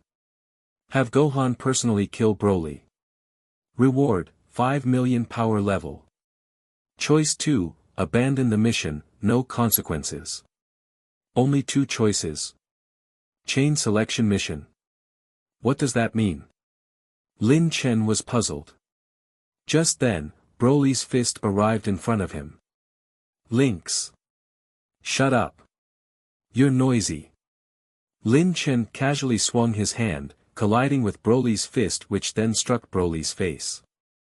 Immediately after, as if hit by a speeding train, Broly's body was uncontrollably sent flying backwards. With a loud rumble, the mine collapsed completely. Ignoring Broly's fate, Lin Chen asked in his mind, "System, what is a chain selection mission?" After accepting a chain selection mission, continuous choices will be provided. As long as you keep completing them, you can receive substantial rewards. After accepting a chain selection mission, you cannot abandon it, or else you will be erased. Hearing this, Lin Chen immediately understood that the system was up to its antics again. Could it not stand seeing him too relaxed? Although there were only 2 choices this time, according to the system's explanation, once he chose an option, he would have to keep completing the subsequent missions provided by the system, or else he would be erased. Unless he chose to abandon the mission right now. But choosing to abandon also meant he might miss out on a lot of rewards the system would offer in the future. Lin Chen didn't want to miss the rewards, but the risks of a chain mission were also evident, as he couldn't foresee what tricky missions the system might give him in the future. One wrong move could mean getting erased. Ah! An angry roar suddenly resounded. The mine where Broly was buried exploded, and countless rocks instantly shot out like bullets towards Lin Chen. Whoosh! Lin Chen extended a finger and waved it in front of him, deflecting the flying stones. With a bang, Broly soared into the air, his body seeming even larger than before, muscles bulging. TSK, 3.5 billion legendary Super Saiyan bloodline is really troublesome. How can I help Gohan kill Broly? Whatever. System, I choose 1. Ding. Confirmed host's choice of chain selection mission. Please complete the mission quickly. Failing or abandoning the subsequent missions will result in getting erased. Whoosh! Broly's attack missed. Before Broly could get closer, Lin Chen used instant transmission to appear beside Gohan, then handed him a senzu bean. Gohan, let's fight together. Gohan hesitated for a moment before he took the senzu bean, thinking of giving it to Goten first. Gohan. Lin Chen interrupted him, don't think he'll take care of Broly for you. You have to deal with Broly yourself. Why? Isn't Goku dead? When he died, didn't he ask you to take his place in protecting Earth? Gohan's expression froze, and the words Goku said before his death resurfaced in his mind. Gohan, I'm leaving Earth to you. After eating the senzu bean, Gohan's aura was restored, and he yelled as he charged towards Broly. The 2 of them clashed in midair. Lin Chen shook his head as he watched. He vaguely remembered that in this world's timeline, there seemed to be no cell games. Cell hadn't even reached his perfect form and was killed by Vegeta. Therefore, the Gohan who should have awakened as a Super Saiyan 2 during the Cell games not only didn't achieve that form, but also because of the peaceful era, he has barely reached full power Super Saiyan. So, how is Gohan going to kill Broly? Let him give the final blow. Ding! Reminder to the host, Gohan's attack output must not be less than 40% of the total output. Oh come on. Total output? Do you think this is an online game? Lin Chen became even more convinced that this system was here to cause trouble. Links. Meanwhile, Broly once again sent Gohan flying, then stomped on the ground and charged towards Lin Chen. Before he could get close, a shimmering green energy blast flew towards him. With a thought, Lin Chen dodged in the direction of Videl. And as expected, the energy blast followed. Soon, the energy blast exploded right when it approached Videl. Lin Chen erected an energy shield, easily neutralizing Broly's attack, but Videl was unlucky. Her strength, which couldn't even compare to Yamcha, made her practically an ordinary person. Under Broly's attack, Videl vanished amidst a bright green explosion. Videl. I'll kill you. Ha! Seeing this scene, Gohan's anger burst out. His aura intensified due to his fury, and lightning crackled around him. Lin Chen realized that Gohan had transformed into Super Saiyan 2. Although it was somewhat cruel, don't forget that there are still the 7 Dragon Balls collected by Goten and the others present here. Lin Chen had already secured those 7 Dragon Balls just moments ago. Gohan, oh Gohan, if only you were just a bit more courageous, you wouldn't need Videl's death to break through, right? Although the disparity between Gohan, who had transformed into Super Saiyan 2, and Broly had narrowed, the difference in strength was still substantial. With a step, Lin Chen appeared near Broly and grabbed his wrist before pulling it hard. With a crunch, blood splattered and Broly's entire arm was torn off. Ha! A heart-wrenching scream came out. Even for a legendary Super Saiyan, losing an arm significantly reduced his power. At this moment, the once frenzied Broly began to tremble all over. He finally regained his senses, realizing the disparity between himself and Lin Chen. Broly turned around to flee, but at this moment, besides Lin Chen, there was another person here who harbored a deep hatred against him. A hook landed on Broly's chin, knocking out several teeth and causing blood to spray out. Whoosh! Lin Chen appeared behind Broly once again and delivered a kick to his lower back. Not only did it send Broly soaring into the sky, but it also shattered his spine. As Broly soared into the sky, Gohan clasped his hands together. Broly! You killed Videl. I'm also going to kill you. Kamehame-ha. Following Gohan's final word, a blue energy beam shot out from his palms. Boom! The mountain beneath Gohan's feet began to crumble as the blue blast wave collided with Broly. Though Broly used his aura to temporarily suppress the Kamehameha, his severe injury from Lin Chen was taking a toll and he gradually couldn't block it. Big Brother Gohan. The final straw that broke Broly's resistance was Goten, who managed to barely climb to his feet. He rushed to Gohan's side and, using his last ounce of strength, unleashed a Kamehameha with gritted teeth. The combined Kamehameha of the two brothers finally shattered Broly's barrier, and the immense power swallowed Broly completely, disappearing in midair. Just then, Lin Chen suddenly saw something. In the direction where Broly disappeared, a strange black demonic aura was also being dispersed by the light of the blast wave. What is that?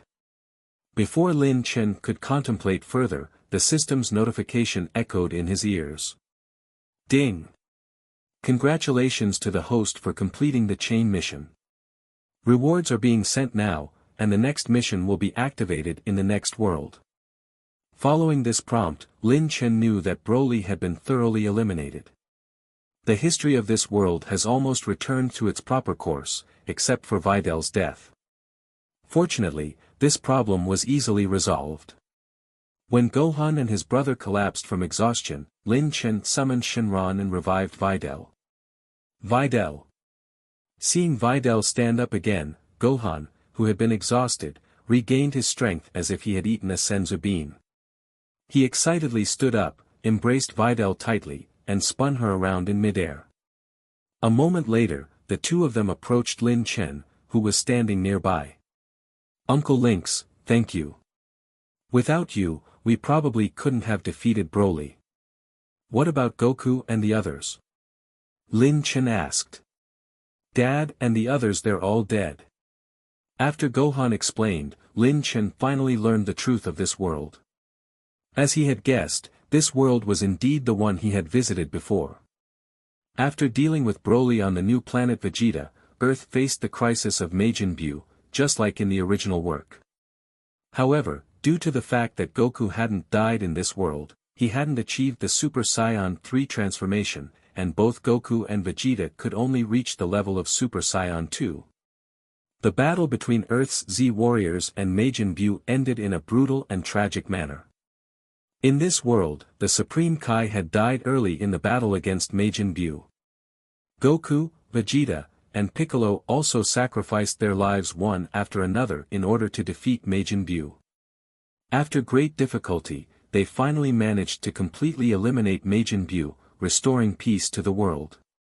That's why the battle had been so intense earlier, yet no one from Earth had come to support them. "Gohan, since Goku and the others are gone, Earth can only rely on you to protect it. Train well and carry on the legacy of Goku and others." Gohan nodded earnestly. This experience had taught him his own shortcomings. While peace had returned to Earth after defeating Majin Buu, it didn't mean that evil would never return. To protect his loved ones, he needed to keep getting stronger. After bidding farewell to Gohan, Lin Chen returned to the time nest through the spatial door. Upon returning, he saw Kranoa running towards him. "Kranoa, how did I do? What do you think?" "Lin Chen, why did you complicate things unnecessarily? With your power, you could have easily defeated Broly, so why did you have Gohan deal with him? Do you realize that because of Videl's death, a parallel world almost emerged?" Lin Chen chuckled awkwardly and said, "Don't dwell on the details. Isn't the final outcome perfect? And having Gohan defeat Broly himself should be more in line with history, right?"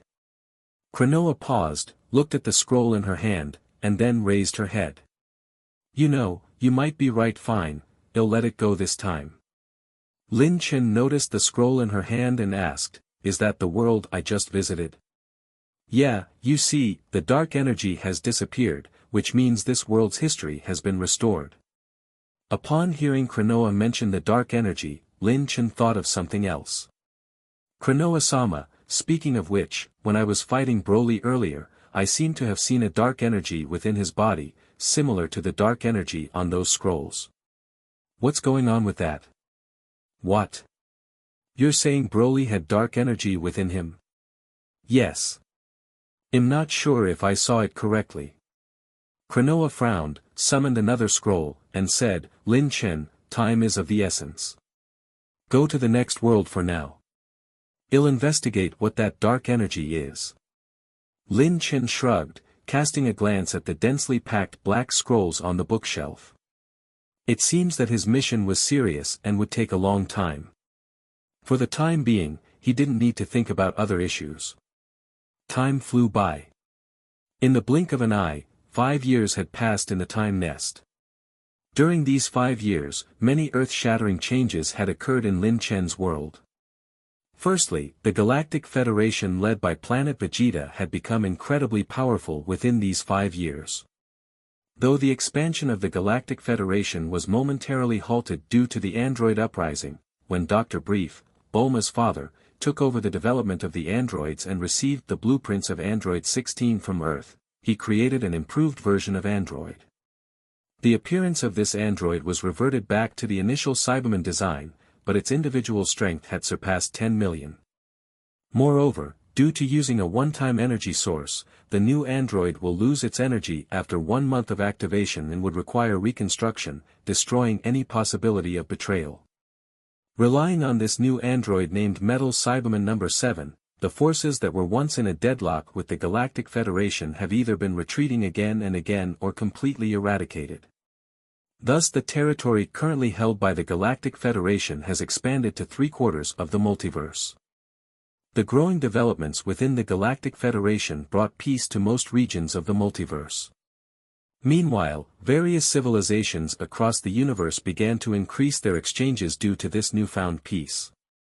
As a member of the Galactic Federation, Earth naturally embraced this wave of exchange. In just a few short years, monumental changes occurred on Earth. Although Earth's position in the multiverse places it in a remote region, and its resources are relatively scarce, it has now become renowned across the universe for two things.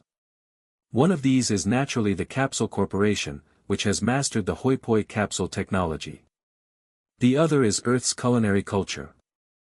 As a result, countless alien civilizations have visited Earth during these 5 years, contributing to its continuous development in a thriving atmosphere. Look there. That's the home of Dr. Brief, the owner of Capsule Corporation. On this day, a state-of-the-art flying car came to a halt on the street outside Dr. Brief's home. 4 aliens were sitting within the car, each wearing scouters and acting somewhat furtive. These 4 aliens resemble lizards, and if it was before, their appearance would have attracted a crowd. However, due to Earth's frequent interactions with alien civilizations, the sight of an alien on the street no longer draws much attention. At this moment, one of the brown-skinned aliens inside the car asked, "Boss, are you sure kidnapping a child will truly earn us a huge profit?" "Absolutely. I've done the investigations. Dr. Brief has a grandson named Trunks. I've heard that Earthlings place great value on family bonds. Once we capture Trunks, we can undoubtedly demand a hefty ransom." "Boss, look. Isn't that Trunks?" Suddenly, another alien inside the car pointed and exclaimed. The others immediately turned their gaze outside the window and saw 2 young kids happily skipping across the street, heading toward Dr. Brief's house. One of the children had black hair, while the other sported blonde hair. They both appeared to be under 10 years old. As the group observed the 2 children, the leader of the alien narrowed his eyes and then looked puzzled, saying, "I'm not sure." The other 3 individuals immediately facepalmed. "Boss, how could you not know? Didn't the informant provide you with a photo?"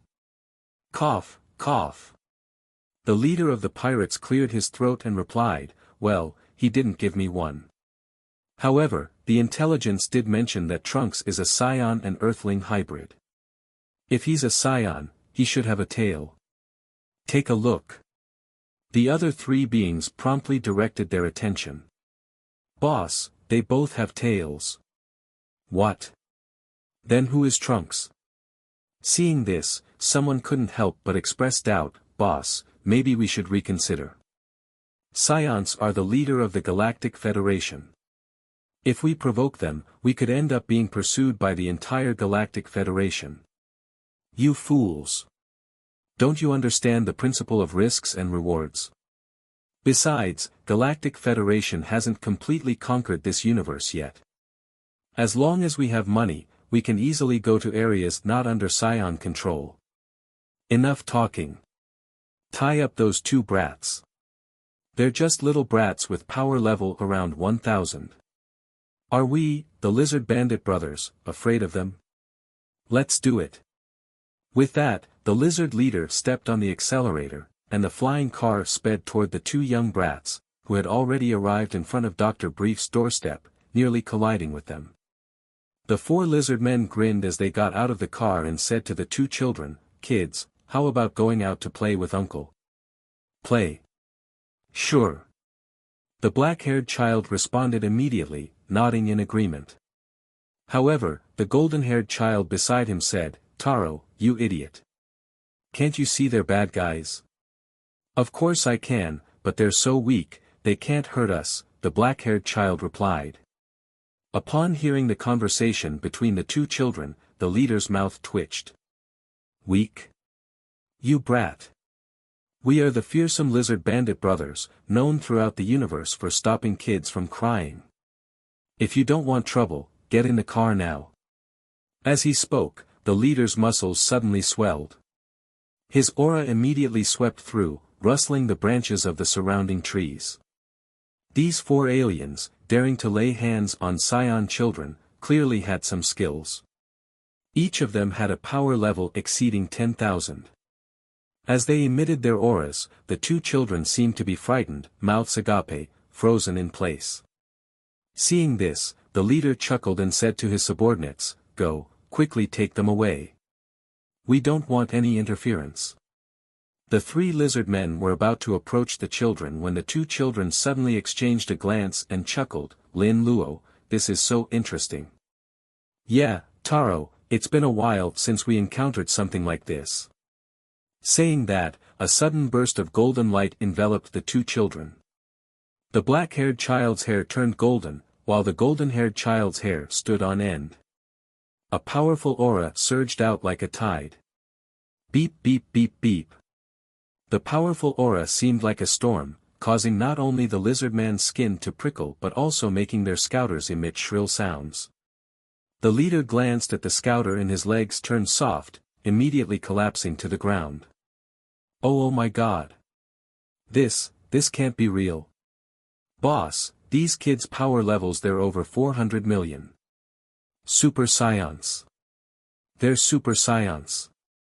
Finally realizing the truth, the 4 lizard men hurriedly tried to flee, but to their surprise, the golden-haired child lifted their flying car and, like a racket, knocked them down from midair to the ground. The other child followed suit, taking the flying car and twisting its metal frame before wrapping it around their bodies, binding the 4 lizard men together. When Vegeta and Trunks emerged from Dr. Brief's house, the 2 children had already dealt with these 4 ignorant kidnappers. "Big brother Lin Luo, big brother Taro. What's going on?" Trunks looked at the 2 kids and asked. The 2 children reverted to their normal states, clapped their hands, and said, "Trunks, we've taken care of a little trouble for you. No need to thank us." Vegeta, hearing the story from the 2 children, walked up to them and sneered, "Do you realize what you've done? Those 2 kids are none other than children of Saiyan King Lynx. You few with a mere power level of 10,000 dared to attack them. Saiyan princes." The 4 lizard men, upon learning the true identities of the 2 children, immediately lamented, "It's a misunderstanding. It's all a misunderstanding." Shortly after, the 4 lizard-man bandits who had tried to abduct Trunks were locked in the spaceship by Galactic Patrolman Jocko, who arrived quickly upon receiving the news. After securing the criminals, Jocko looked at the 2 children playing around with Trunks and couldn't help but say to Tights beside him, "These 2 kids are truly worthy of being Lin Chen's children. Their strength has already surpassed that of Frieza, Cooler, and the others from back then, hasn't it?" "Yes," Tights replied, looking at the 2 children with a happy expression. Then, a thought occurred to her, and she asked in a slightly puzzled manner, "By the way, Jocko, why are you here today? Isn't someone else from the Galactic Patrol stationed on Earth?" Since the trend of the Galactic Federation's universe unification had become irreversible, the Galactic Patrol, which had originally been dedicated to maintaining the peace of the universe, had undergone new changes to adapt to the larger scheme. The new Galactic Patrol organization had become a part of the Galactic Federation and was responsible for maintaining day-to-day law enforcement within the Alliance. Furthermore, to cover the vast expanse of the Galactic Federation, the members of the Galactic Patrol has been increased significantly. Now, almost every member state of the Galactic Federation has the Galactic Patrol's base. Tights remembered that another Galactic Patrolman was responsible for Earth. Upon hearing Tights' question, Jocko put his hands on his hips and proudly said, "I'm a super elite of the Galactic Patrol. I'm a patrolling officer without a fixed base." "Huh?"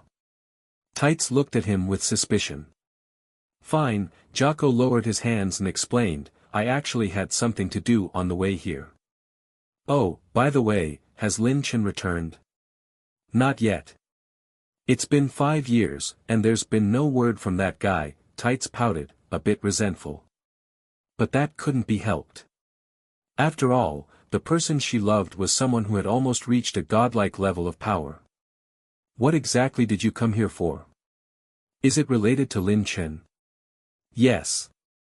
You see, as a super elite of the Galactic Patrol, I'm currently a patrolling officer without a fixed station. While patrolling the N5523 region of the Milky Way galaxy, I came across a suspicious dark planet. So I rushed here to inform Lin Chen about it. Yes. You see, as a super elite of the Galactic Patrol, I'm currently a patrolling officer without a fixed station. While patrolling the N5523 region of the Milky Way galaxy, I came across a suspicious dark planet. So I rushed here to inform Lin Chen about it. Jocko said unhappily, it's not just dark. That planet is moving. According to my calculations, its direction seems to be Planet Vegeta. Moreover, in 7 days, it will come closer to Earth first. I've already sent the information to the Galactic Patrol, but they might need time to verify it. What? A moving planet?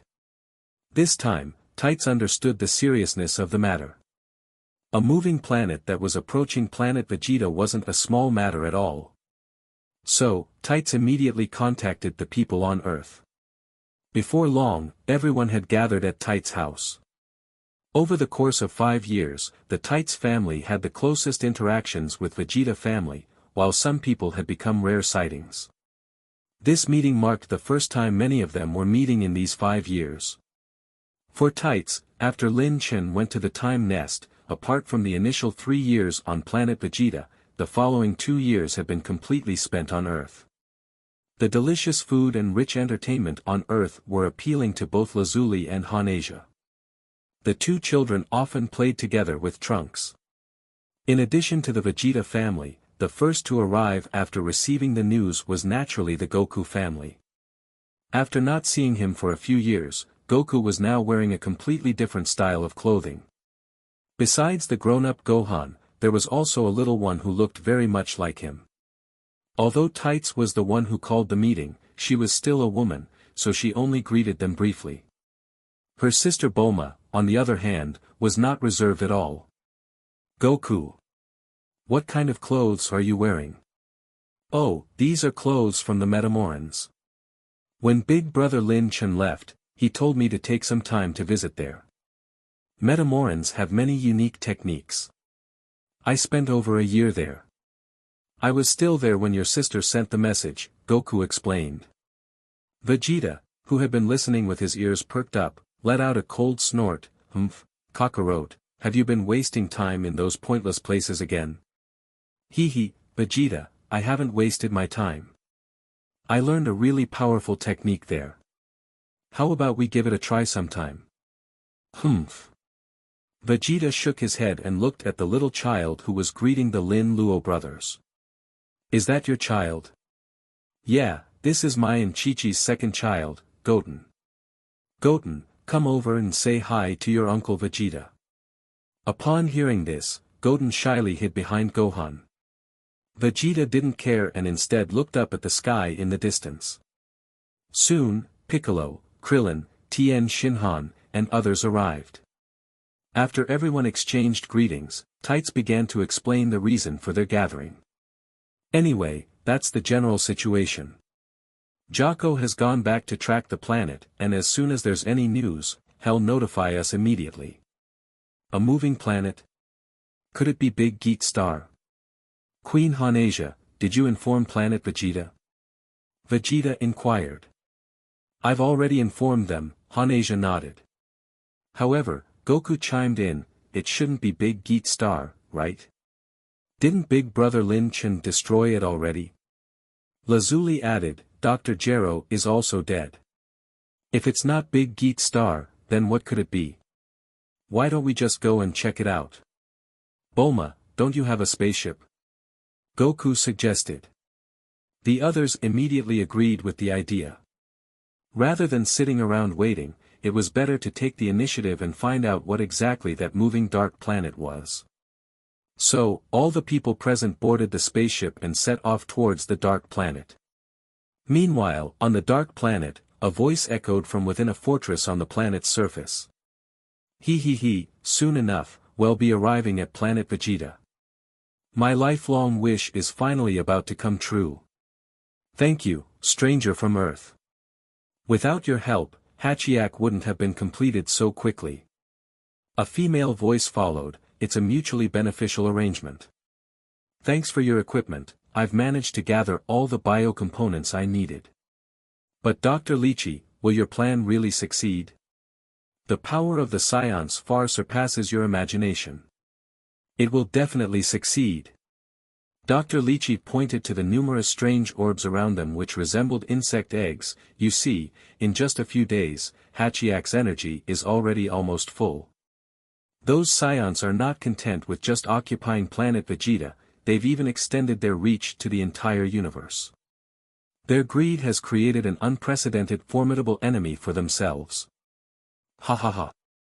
Bulma family's spaceship was no longer the model that was prepared for Lin Chen in the past. Instead, it was a larger spaceship, originally intended to meet the travel needs of Dr. Brief's family. Equipped with the latest engine of Galactic Federation, the ship could accommodate up to 100 people in its spacious interior, almost rivaling a medium-sized space battleship. In just a few hours, the spaceship had traveled from Earth to the coordinates provided by Jocko.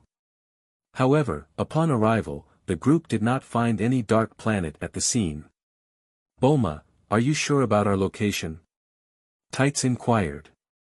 Of course, it's correct unless Jocko gave us the wrong coordinates, Bulma replied. Tights crossed her arms and pouted, furrowing her brows. Then why is there nothing here? Could it be so dark that the dark planet is invisible? The people nearby rolled their eyes at this comment. Lin Luo couldn't help but say, Mom, the planet is so big, it can't be invisible, right? At this moment, Vegeta spoke up, Bulma, try contacting Jocko. Just ask him directly to make things clear. You're right. Bulma immediately contacted Jocko. After a moment, Jocko's spaceship established contact with them. However, the information from Jocko's side was shocking to everyone. What? The dark planet has accelerated? Tights exclaimed. On the spaceship screen, Jocko's face turned serious as he said, yes, that's right. I suspect that the planet might actually be a large spaceship. Right when I was about to approach it for reconnaissance, it suddenly entered hyperspace jump. I'm currently tracking its whereabouts, and I'll inform you as soon as I have any news. After ending the communication, Bulma looked helpless. Sis, what do we do now? Should we go back and wait for updates? It seems like that's the only option, but where could this planet be going? Suddenly, Piccolo, who had been silent, spoke up, you mentioned earlier that the planet might be targeting Planet Vegeta. Could it be heading straight for Planet Vegeta? Planet Vegeta? Oh no, that's a possibility. Vegeta exclaimed, turning to Goku. Kakarot, you can teleport, right? Hurry and go to Planet Vegeta. No problem. Goku nodded and disappeared on the spot. However, unexpectedly, a few minutes later, Goku suddenly returned to the ship, his face contorted in pain. Several strands of black energy were emanating from his body. What's this? Bulma, standing nearby, curiously took out a device and absorbed one strand of the black energy. Kakarot, what happened to you? Vegeta hurriedly asked. Goku's face turned red as he pointed to his mouth, struggling to breathe. Dad! Try this. Gohan managed to find an oxygen mask from somewhere. After Goku put it on, he did feel somewhat better. Once he regained his composure, the truth was revealed to everyone. It turned out that the dark planet had indeed arrived near Planet Vegeta ahead of time. As it approached the planet, numerous strange devices were launched from the planet and landed on Planet Vegeta. Upon landing, these devices emitted strange gases, the same black energy that had surrounded Goku earlier. The composition of these gases was unknown. At this moment, due to these gases, chaos had erupted on Planet Vegeta. Many individuals with weak power levels collapsed after inhaling the gas, while those with slightly stronger strength managed to withstand its effects for only a limited time. Something like this actually happened. These gases are dangerous. Bulma's voice suddenly rang out. Everyone turned to see Bulma sitting at a computer, connected to an experimental device that contained the black energy she had collected earlier. "Bulma, do you know what's going on?" Goku asked. "I've already analyzed it. These gases contain a special component that affects all living beings. It's practically a death gas designed to steal life. Thankfully, these gases appeared on Planet Vegeta. If this were Earth, it could have resulted in a catastrophe with millions dying." "Humph. Exaggerating," Vegeta scoffed. But Bulma's expression turned grave. "Vegeta, don't take this lightly. Even you guys wouldn't last more than a day in this gas." "Auntie Bulma, who could be behind this?" Gohan asked curiously. "Right. Before I came back, I picked up this thing," Goku said, reaching behind him to produce a piece of metal fragment. "I took this off a machine that seemed to have malfunctioned and crashed. There's a symbol on it that seems to belong to some organization." Upon seeing that symbol, Vegeta's eyes widened. "This is the symbol of Tuffles." "Tuffles?" Everyone repeated in unison. Vegeta took the fragment, studied it carefully, and then said, "There's no mistaking it. It's exactly the same as the symbol I've seen in the palace." Hanasia said, "Vegeta, Tuffles, that name sounds familiar." "Of course it does. They were the original owners of Planet Vegeta." Planet Vegeta, the planet now known as the Saiyan homeworld in Universe 7, wasn't actually Saiyan's original territory. It belonged to a race called the Tuffles. In fact, the planet was originally named Planet Plant. It is said that a long time ago, when the true homeworld of the Saiyans, Planet Sadala, was destroyed, the remaining Saiyans boarded spaceships and scattered throughout the universe for survival.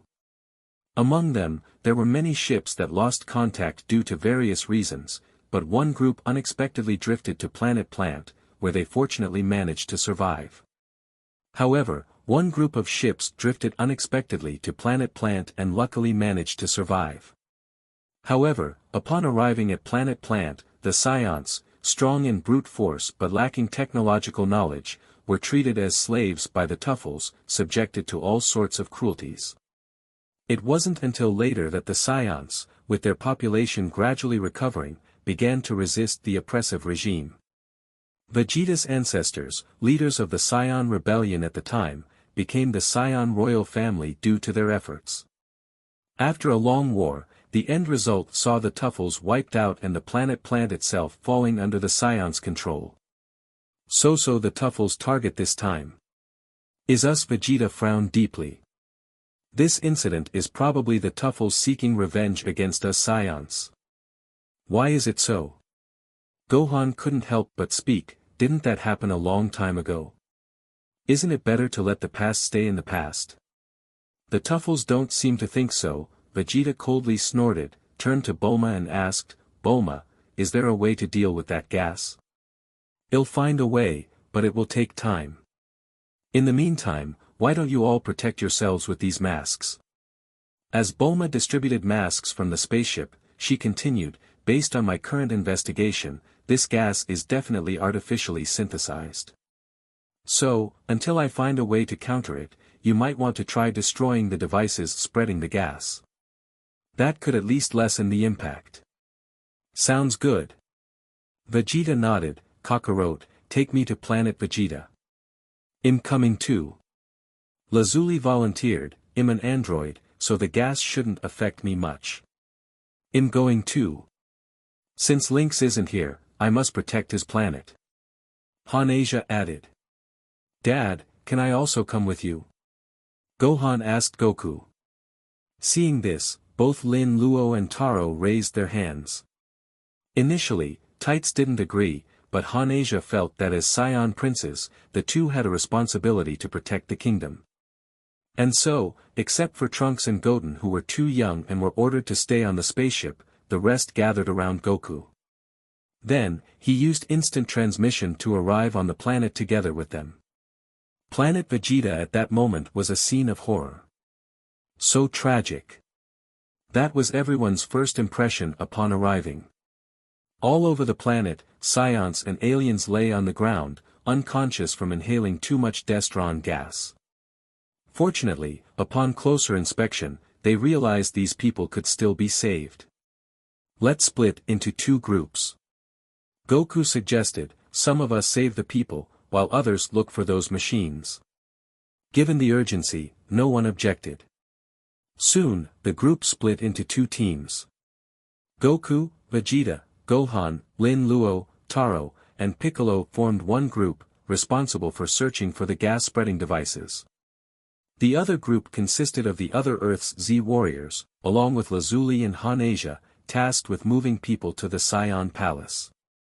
Compared to outside, the toxic gas concentration was lower inside. Moreover, Lazuli had an important task to deal with finding the Dragon Balls. If things went wrong, they'd have to rely on Divine Dragon to resolve the crisis.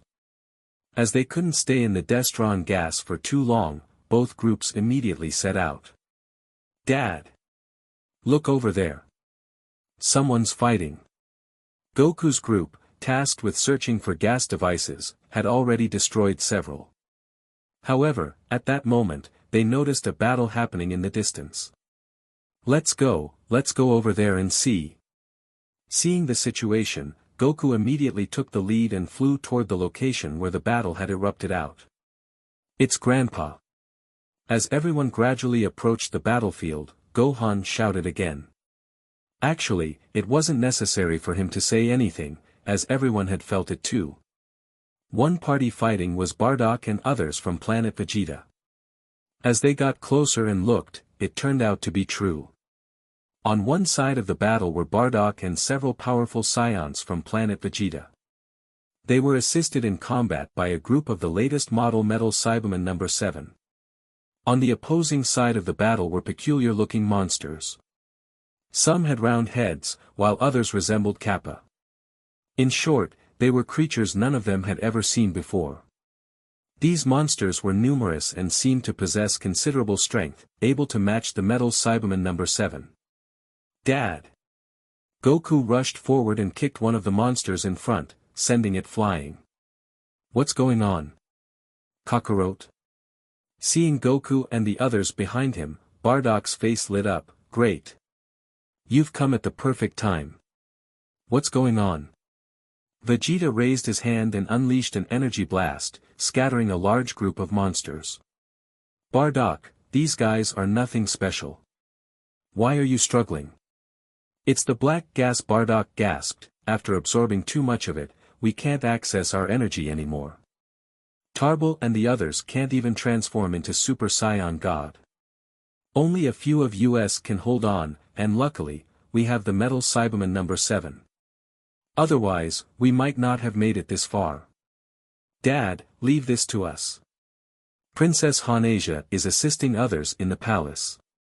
You guys should go rest. Bardock looked at the overwhelmingly one-sided battle that had changed due to the arrival of Goku and the others, and couldn't help but feel a bit sentimental, realizing he seemed to have grown old. Not just Goku, he found it increasingly difficult to even keep up with kids like Gohan. I understand, Kakarot. I'm entrusting this to you. Bardock nodded and then pointed towards the rear of the monsters. Over there is the spaceship launch site. There's a large machine there emitting most of the black gas in the capital. If we destroy it, at least the capital can be temporarily safe. Leave it to us. Just as Goku spoke, Lin Luo and Taro, who had overheard their conversation, had already flown ahead toward the launch site. Seeing the light emitted by the two as they flew, Bardock became nervous. Are those the two princes? Kakarot, hurry over. You mustn't let the princes get hurt. Don't worry, Dad. These two are quite powerful now. Goku said with a relaxed expression. He wasn't exaggerating. Just as the two brothers were still in mid-flight, they both transformed into Super Saiyans simultaneously. And their appearances were slightly different from regular Super Saiyans. Lin Luo's aura had a trace of blue lightning, while Taro's body had suddenly swelled up, becoming almost taller and bulkier than Gohan. Seeing one of them transform into Super Saiyan 2 and the other into legendary Super Saiyan, Bardock couldn't help but smile. Those two were truly the children of that adult. Taro.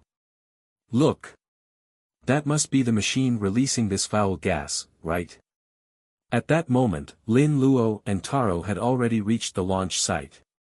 Both of them immediately spotted a red machine on the control platform of the launch site, emitting black gas. I've got this.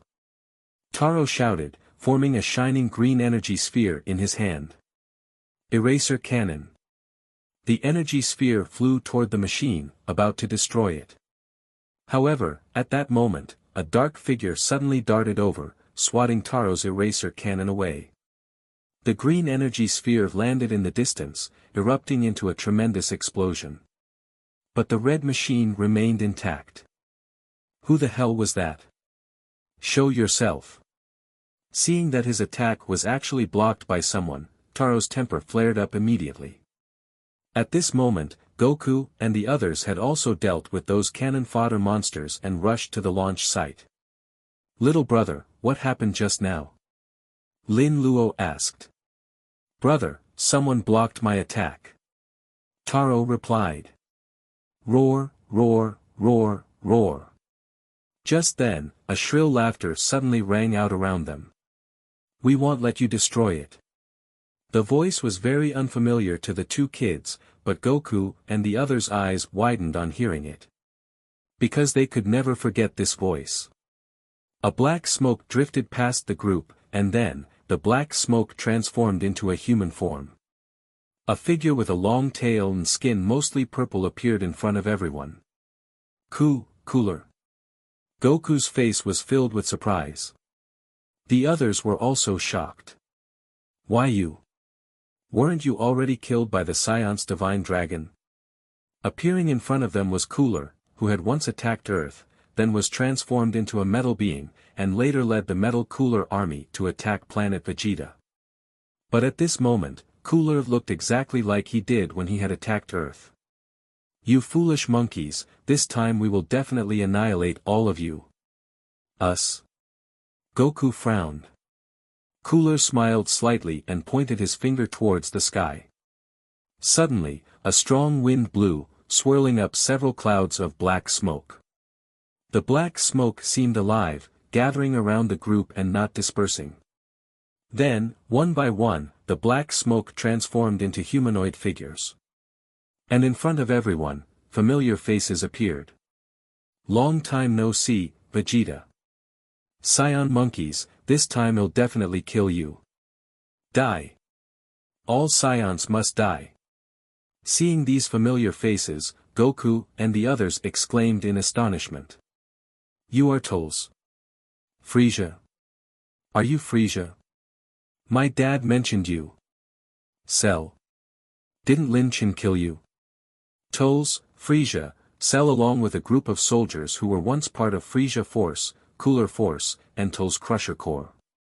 Enemies who were once killed by Saiyans had all reappeared in front of them. What's going on? You were clearly dead. How are you alive again? Goku's face was filled with confusion. Although due to the Destron gas in the surroundings, they couldn't sense the opponent's auras, looking at the lively appearances of these enemies, they were indeed alive. Kakarot, don't be nervous. They are someone who we have defeated before. Even if they have come alive once again, it doesn't matter. Well, just kill them again. Vegeta's face was indifferent. His words also gained the approval of Lin Luo and Taro. Uncle Vegeta is right. These people are nothing special. Dad could beat them back then, so can we. At this moment, Frieza's gaze fell on the two kids, his brows furrowed. These two Saiyans, I've seen them before. Let me tell you the truth. We are the sons of the Saiyan King, the current Saiyan prince. Lin Luo. Taro. Hearing the two kids introducing themselves, the people on the opposite side were immediately filled with anger. Saiyan prince? They are Link's sons. Cooler furrowed his brows. Damn it. Link's. Tuffles clenched his fist tightly, his hatred deeply rooted. Frieza also gritted his teeth. Compared to their hatred for the Saiyans, clearly, they hated Lin Chen even more. Ignorant brats. Well, kill you first and then settle the score with Link's. Lin Luo, Taro. Be careful. Boom, boom, boom. Almost in the same instant, the two groups of people immediately clashed. Intense explosions resounded through the entire Saiyan capital, creating chaos on the scene. The number of resurrected people attacking Goku and the others was astonishing. All the soldiers previously killed by Lin Chen and the Saiyans, representing the three major forces, had been resurrected. Added to them were the powerful warriors such as Frieza, Cooler, and Cell, creating a grand spectacle. However, in reality, the only one truly threatening to the people on the scene was Cell alone. The rest of those present, even in front of Lin Luo's two children, were nothing more than trash. Are you Frieza? I heard from Mom that you were the one who used sinister methods to destroy the planet, causing her to die once. Taro was the first to focus on Frieza, his muscles tensed. Upon hearing his words, Frieza was dazed for a moment before saying, "Oh, your mother is that female Super Saiyan? Are the children of two Super Saiyans also Super Saiyans? You Saiyans are truly disgusting. I will." Before Frieza could finish his sentence, Taro was already charging towards him. Before spouting nonsense, you should first realize that this isn't your era anymore, old man. A fist was thrown, and Frieza didn't have time to evade. He was hammered by Taro and sent flying. The next moment, Taro appeared behind Frieza again. With a powerful fist, he knocked him to the ground, causing his body to disintegrate. Oh my, looks like I hit a bit too hard. Taro chuckled and scratched his head. But he didn't expect that the supposedly dead Frieza would suddenly transform into a cloud of smoke, which then reformed and then a new, unscathed Frieza appeared right in front of him. What? Ha ha ha. Frieza let out a sinister laugh. A similar scene was occurring elsewhere. Vegeta. I'm going to take my revenge against the Saiyans. Bang! Vegeta's punch shattered the head of the boasting Saiyan Nappa in front of him, then he was about to turn around and attack someone else when he saw Nappa's head suddenly regenerate. On the other side, Goku, who had just smashed Cooler to death with a back slam, was surprised to see Cooler resurrect after turning into a cloud of smoke. What's going on? Ha ha ha. The cold laughter of the resurrected Other Worlds warriors echoed in the sky. Goku temporarily stopped his attack and approached Vegeta. Vegeta, what's happening? It seems like we can't kill them. It's impossible. No one can escape death. Ha! As his words fell, Vegeta's aura suddenly erupted. He instantly transformed into Super Saiyan 2 and then two spheres of light appeared in his hands. Final flash. A torrent of energy surged forth, instantly engulfing Cell in front of Vegeta, along with a crowd of soldiers. How about that? After eliminating most of the enemies with a single move, Vegeta turned around, smirked at Goku, and said, "See that, Kakarot? This is how you deal with them. Be careful."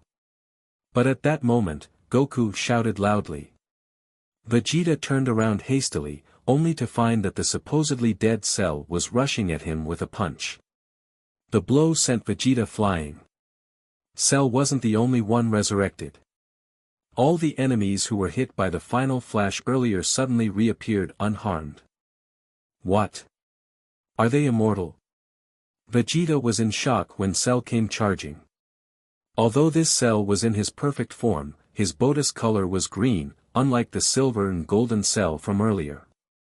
Therefore, logically speaking, Vegeta in his Super Saiyan 2 form should have been able to handle him easily. And indeed, that was the case before. However, the shocked Vegeta didn't expect the Cell he had just killed would resurrect and become even faster than before. Caught off guard, Vegeta was struck by a few punches from Cell. Gritting his teeth, Vegeta retaliated with a backhand strike, hitting Cell, but it only pushed him back a little. Staring at his own fist, Vegeta's eyes widened. This guy, he's actually stronger than before. What's going on? Damn it, what's happening? The others were also taken aback by the situation, especially Lin, Luo and Taro, the two children. Young people are fearless. They had initially charged in, sweeping through most of the enemies with their fierce attacks. But in the blink of an eye, these enemies were resurrected before them, even stronger than before, wearing sinister smiles. Even though these people had become stronger to some extent, and they still remained far weaker than the kids, but dealing with an opponent who seemed impossible to defeat and only grew stronger with every hit, the two children, who had limited combat experience to begin with, began to get increasingly flustered. The situation was no different for Gohan, Piccolo, and the others. Damn it! On the battlefield, Vegeta and others' frustrated voices suddenly rang out. However, at the same time, in the satellite orbiting planet Vegeta, a hoarse laughter rang out from the dark planet. Ha ha ha! Look at them, they've fallen completely into the trap of my ghost warriors. Little do they know, the more they fight, the stronger my ghost warriors will become. Dr. Lychee, the mastermind behind all this, was thoroughly pleased with the ongoing battles on planet Vegeta. In reality, the combatants facing Goku and the others weren't the true Frieza and others. They were Dr. Lychee's ghost warriors, created by using Hachiak to absorb the grudges of those who died by Saiyan hands and then utilizing Destron gas. As long as the Destron gas remains, these ghost warriors couldn't die and would only grow stronger with each battle. While Dr. Lychee continued to laugh maniacally, behind him, a woman lurking in the shadows remarked, "Dr. Lychee, you must not underestimate those Saiyans. Compared to back then during your time, they have grown much stronger." I know. The grudges of the ghosts have told me everything. But it's okay, as long as they can't find the weakness of my ghost warriors, they won't win. Fine. The woman in the shadows shrugged and turned to leave. Where are you going? Sorry, but I think it's time for me to go. Go. Aren't you going to stay and witness the completion of my Saiyan extermination plan? No, women bring too many problems. Goodbye, Dr. Lychee, and good luck.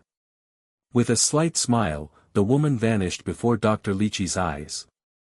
Once she left, Dr. Lychee's expression darkened immediately. If it weren't for you helping me improve Hachiak, I wouldn't spare you since your body contains Saiyan cells. Back on planet Vegeta, the battle was still going on, but by now, Goku and the rest were slowly finding themselves at a disadvantage, lacking the same heroic spirit as before. On the contrary, the enemies were growing stronger through each resurrection. After barely defeating Cooler in front of them, only to witness him resurrecting easily, Goku took a few steps back and said, "Vegeta, haven't you noticed we're running out of breath? You too. Could it be that our masks are finished?" Cough, cough. Vegeta also coughed intensely. Beside him, Gohan shouted, "Father, Uncle Vegeta, it's not the masks. It seems to be this gas." Oh. Frieza stopped attacking, smirked, and looked at the two. "It seems like it's about time." What? Piccolo's gaze narrowed, understanding Frieza's intent. "Goku, Vegeta, it's that black gas. They're disrupting the energies in our bodies." Correct. Frieza's words had just fallen when he, Cell, and Cooler sprang into action. This time, the group found themselves utterly suppressed by them. It can't go on. In just one exchange, Goku and Vegeta found themselves back to back. "Vegeta, it seems we have to unleash our true strength. Kakarot, you still haven't revealed all your strength yet." "Of course.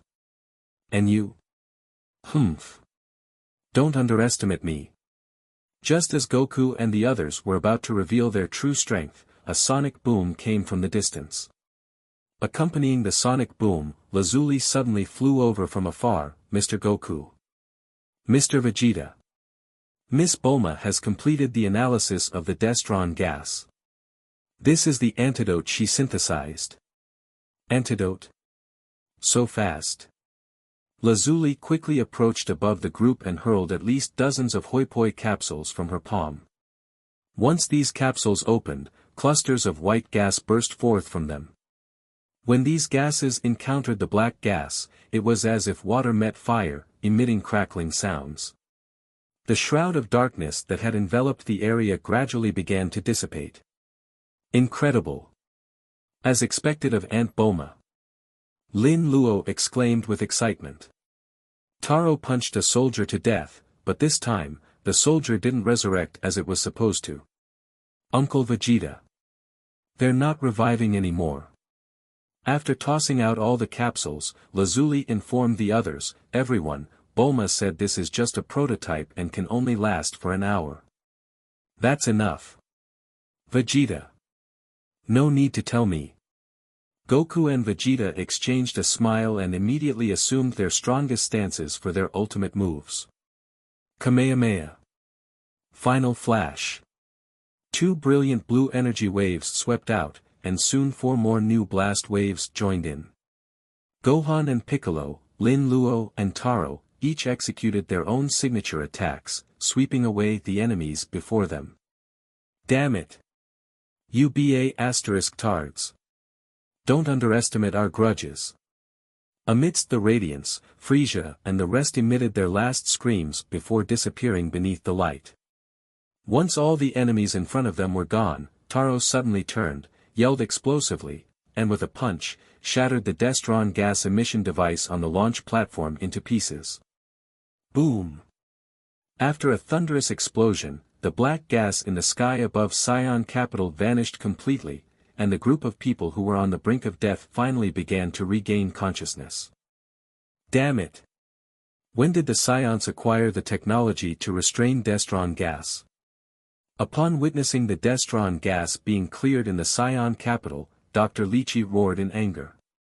However, he quickly regained his composure. No matter, even if Destron gas is ineffective, it doesn't matter. As long as I have Hachiak, the Saiyans will meet their end. Meanwhile, on Planet Vegeta, after temporarily saving the Saiyan capital, everyone returned to the palace to assess the current situation. Through communications with various regions, they soon learned that although Destron gas on the capital's side was cleared, there were still many devices operating across Planet Vegeta. Unless they defeat the mastermind behind this crisis, Planet Vegeta cannot be saved. And without a doubt, the mastermind of this incident was right above them. Father, we will deal with that, you all stay here to take care of everyone. In the Saiyan Palace, upon learning that Goku and the others were heading to the Dark Planet, Bardock had no choice but to entrust everything to them. Because he knew very well that Goku and others had far surpassed him. Let's go, everyone. We've relied on Big Brother Lin Chen to resolve crises for a long time. Now that he is not here, it's up to us Saiyans to protect our peace.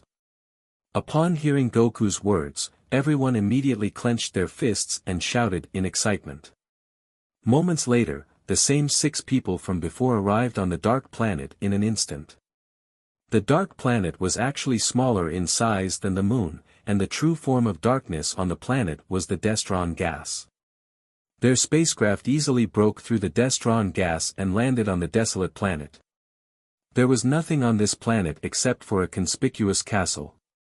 Shortly after landing, the group headed directly towards the castle. This castle is really huge. Kakarot, let's split up and call everyone using our energy when we find the target. With that said, Vegeta was the first to charge into the castle, and the others followed suit. Rather than calling it a castle, this structure was more like a high-tech fortress. Yet, there was not a single soul in the fortress, only combat robots with power levels in the mere thousands, barely qualifying as cannon fodder. After only a short while of searching separately, Lin Luo and Taro had already lost patience. Big brother, since this is a castle, the leader must be hiding in the deepest part. Let's head straight for the core. Lin Luo asked, how do you plan to reach the core? It's simple. Watch me. Taro smiled faintly and immediately transformed into legendary Super Saiyan before ramming into the nearby wall. See? Isn't it simple? Taro laughed and flew into the wall. Taro, wait! Lin Luo shouted and followed suit. Before long, the two brothers entered an open space. The ground here was covered in crystalline spheres resembling insect eggs, but the mastermind was still nowhere to be found. Why is there no one here? Taro wondered. Lin Luo surveyed the area and realized that this place seems to have special devices. Within those crystal spheres were shadowy figures. Lin Luo asked, brother, what are these? Taro looked at one of the crystal spheres, and suddenly, the sound of a person screaming in agony emerged from the sphere, startling him. Wow! Brother, Frieza is actually imprisoned in here. What? Before Lin Luo could react, a sudden laugh echoed. Ha ha ha, Saiyans, I have to commend you for finding this. I should truly praise you. Following the unexpected voice, the crystal spheres around them started glowing, as if something within was burning. Shortly after, a strange-looking old man appeared before them, sitting cross-legged in midair. You are the mastermind behind the attack on Planet Vegeta? Lin Luo questioned. That's right. Dr. Lychee answered with a cold smile. Without hesitation, Lin Luo unleashed his aura to its fullest, his Super Saiyan 2 power spreading rapidly across the planet. A few seconds later, loud bangs resounded as Goku and the others broke through the walls, rushing in from all directions. Lin Luo, are you alright? Uncle Goku, this old man is the mastermind. So, it's him.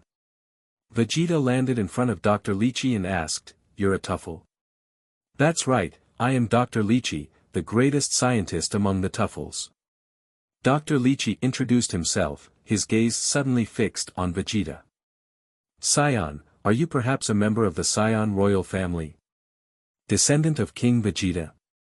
Correct, I am Vegeta, the descendant of the first King Vegeta, Vegeta 4. I knew it.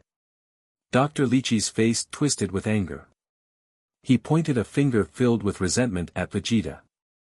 Your ancestor, King Vegeta, repaid kindness with enmity, slaughtering countless Tuffles.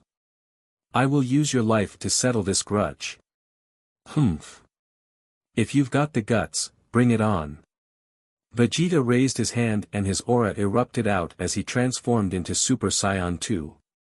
At that moment, an eerie light illuminated the scene. Strange lights flickered within the crystal spheres all around, resembling ghostly flames. Dr. Lychee raised his hands, speaking to himself, as if conversing with the crystal spheres around him. Everyone, the long-awaited Saiyan extermination plan is finally reaching its climax. Turn your grievances into the power for revenge against the Saiyans. The Saiyan extermination plan? Dr. Lychee, what are you talking about? Goku asked, puzzled. Humph. Before your Saiyan race goes extinct, I want you to die with full clarity. Speaking of which, this goes back a long time ago. Dr. Lychee slowly explained the reasons behind the whole situation. In our battles against you Saiyans, we Tuffles suffered heavy losses. To turn the tide of the war, I, as the Tuffles' top scientist, created this grudge amplification machine, Hachiak. This machine collects the grudges of Tuffles killed by Saiyans and amplifies the energy, evolving it into life forms. It's the ultimate killing machine capable of annihilating Saiyans. However, Hachiak requires time to accumulate energy, so it must wait before being fully activated. To buy time, I originally intended to send the device into space. However, before the spaceship could launch, I was attacked by Saiyans and died on the spot. Unexpectedly, the spaceship carrying Hachiak safely escaped Planet Plant and wandered through space, eventually landing on this dark planet. Hachiak absorbed my grudges, finally achieving self-evolution. It not only turned the dark planet into a mobile fortress but also resurrected me as a ghost warrior. Frieza and others who attacked your planet were also ghost warriors created by Hachiak. Relying on Hachiak and Destron gas to exterminate all of you Saiyans, this was the final Saiyan eradication plan I devised before my death. Ghosts. Our opponents are actually dead beings and a machine. Upon learning the truth, Goku and the others were left stunned. Hey! Old man! Suddenly, Taro pointed at Dr. Lychee. I am Taro, the son of the current Saiyan King Lynx. As the Prince of Planet Vegeta, I order you to immediately stop the Destron gas on Planet Vegeta. Lin Luo also spoke, Dr. Lychee, today's Saiyans are not the same as before. There are now people from many other planets on Planet Vegeta. Please don't continue this foolishness. I refuse. Dr. Lychee said with a crazed look on his face, I've waited far too long for this day. All sacrifices are worth it as long as I can annihilate the Saiyans. Since you people won't obediently die in the Destron gas, I'll personally finish you off. A black aura emanated from Dr. Lychee as he laughed menacingly before firing a black energy wave towards the group. Watch out! They cried out in surprise and scattered. Realizing that a peaceful resolution was impossible, they had no choice but to gather their resolve and start the battle. While dodging Dr. Lychee's attacks, they also launched their own attacks from all directions. Observing this, Dr. Lychee remained still. Suddenly, a green light flashed in his eyes, and an energy shield enveloped his body. Thud, thud, thud. All of Goku and the others' attacks were deflected by the energy shield. In the next moment, a surge of power emanated from the energy shield, and before they could react and put up a guard, they were all uncontrollably sent flying by this force. Ha ha ha, you can't break my barrier, and your attacks will also be reflected by it. Is that so? Goku grinned slightly. Vegeta snorted disdainfully. Dr. Lychee. Your power level is at most 500 million. Let us show you how we are going to dismantle this barrier. Upon hearing Vegeta's words, the others exuded confidence. Although they couldn't sense it before, after their clash just now, they had already discerned Dr. Lychee's strength. As Vegeta had claimed, Dr. Lychee's power likely didn't exceed 500 million. This amount of strength can easily be defeated. At the same time, everyone's aura began to rise. Goku, Vegeta, Gohan, and Lin Luo all transformed into Super Saiyan 2. Taro and Piccolo also unleashed their respective powerful strength. And then, the six of them almost simultaneously rushed towards Dr. Lychee's side, and ignoring the backlash from the barrier, started launching a fierce assault against him. In a matter of seconds, Goku and the others had launched countless fierce attacks, each blow causing the dark planet to tremble. Though Dr. Lychee, hidden within the barrier, was unharmed for the moment, he was surprised to find that cracks had appeared all around the barrier. Kamehame-ha. Before Dr. Lychee could react, Goku suddenly leaped to the side and unleashed a Kamehame-ha, shattering the barrier with a single strike. Damn Saiyans! Kakarot, let me deal the final blow. Final flash. Vegeta yelled out, employing his ultimate technique. A torrent of energy crazily burst forth from between his hands. Facing Vegeta's decisive attack, Dr. Lychee's eyes widened, already too late to respond. Damn Saiyans! Damn Saiyans! Damn! Amid Dr. Lychee's shrill scream, Vegeta had already blasted him into a cloud of black smoke. Black smoke. Vegeta landed on the ground and inquired, Kakarot, did you guys see that just now? Did Dr. Lychee turn into smoke? Goku replied. Piccolo cautioned them, be careful, this Dr. Lychee is also a ghost warrior. Destron gas is everywhere, and he might still resurrect. Good, good. Uncle Vegeta, if he's alive, it's my turn to finish him off this time. Taro, unaware of the gravity of the situation, excitedly exclaimed. Sure enough, just at this moment, Dr. Lychee's voice resounded. Saiyans. Don't think it's over like this. Do you believe the grudge of us Tuffles will end so easily? Hachiak just absorbed my grudge, and it has fully awakened. Suddenly, from that immense grudge absorption device, a beast-like roar resonated. Meanwhile, on the dark planet, a violent earthquake erupted suddenly. A terrifying aura erupted out from Dr. Lychee's grudge absorption device. The powerful aura dispersed the Destron gas that had permeated the planet into the universe. This power is on par with Cell. Piccolo exclaimed, astonished. Gohan, Lin Luo and Taro's faces turned pale. Gohan was somewhat fine, having experienced the horror of Golden Cell before, but Lin Luo and Taro were not. This was the first time they had encountered such a terrifying and hostile aura, causing the two children to tremble involuntarily. Don't be afraid. Suddenly, they felt a pat on their shoulders and turned to see. It was Gohan. Look at Dad and Uncle Vegeta. They're not afraid at all. Turning their heads, indeed, there was no fear on Goku and Vegeta's faces. It seemed that the two of them were even eager to fight. Kakarot, it seems you're not afraid either. With this aura now, it's likely even stronger than the Silver Cell from back then. Vegeta crossed his arms and said. Same goes for you, right? Although it's a bit weaker than the Golden Cell that Big Brother Lin Chen defeated, this aura's power level is probably already over 5 billion, aren't you afraid? Goku asked. It looks like we've made quite a big breakthrough again compared to the past, huh? Kakarot, I'll go first. That won't do. You just took down Dr. Lychee earlier. It's my turn now. As they argued, lightning suddenly flashed on the scene with a loud rumble. The machine that Dr. Lychee called Hachiak suddenly transformed into a dazzling sphere of light. The previous mechanical parts and crystal spheres were all absorbed by the sphere of light. Following that, a giant figure with a red-dominated body, limbs, chest, and head adorned with large blue crystals appeared before them. This giant exuded the massive aura they had sensed before.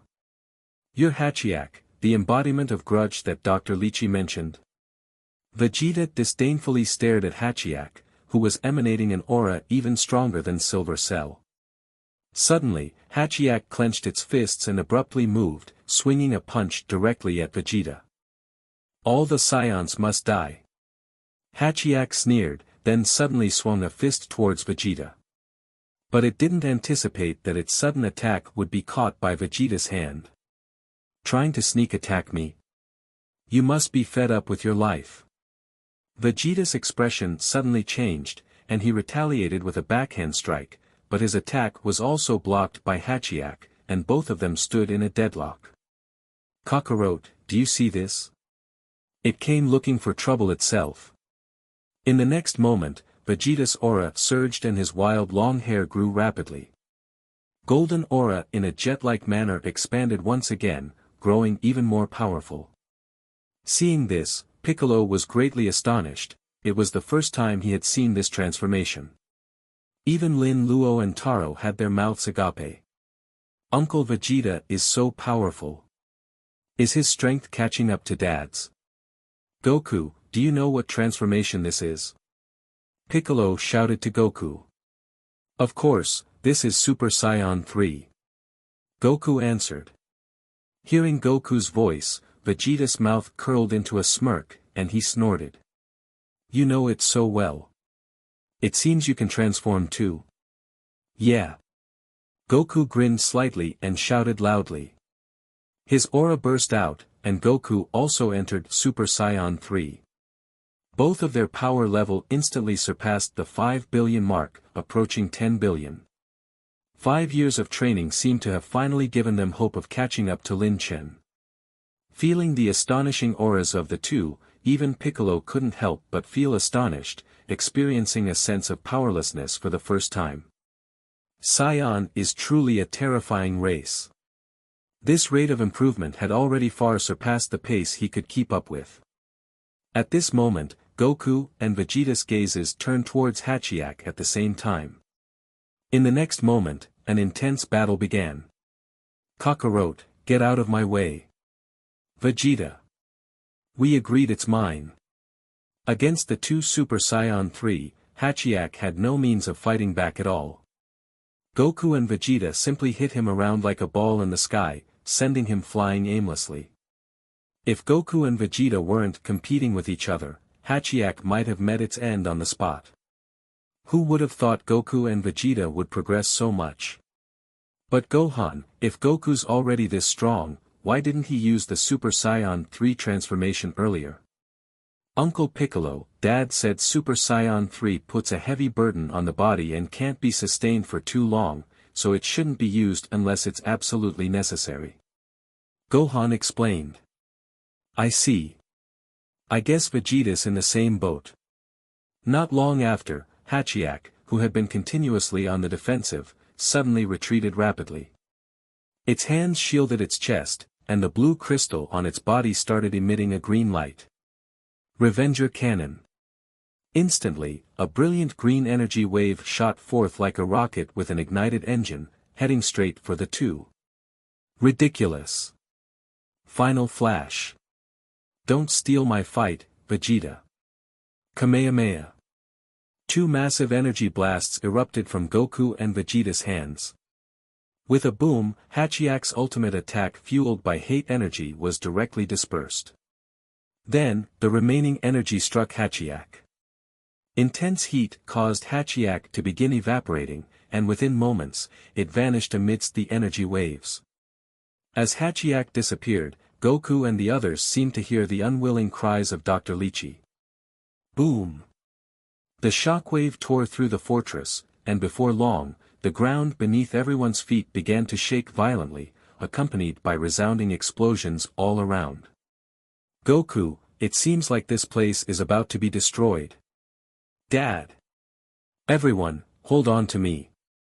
After grabbing everyone, Goku immediately used instant transmission and left the dark planet.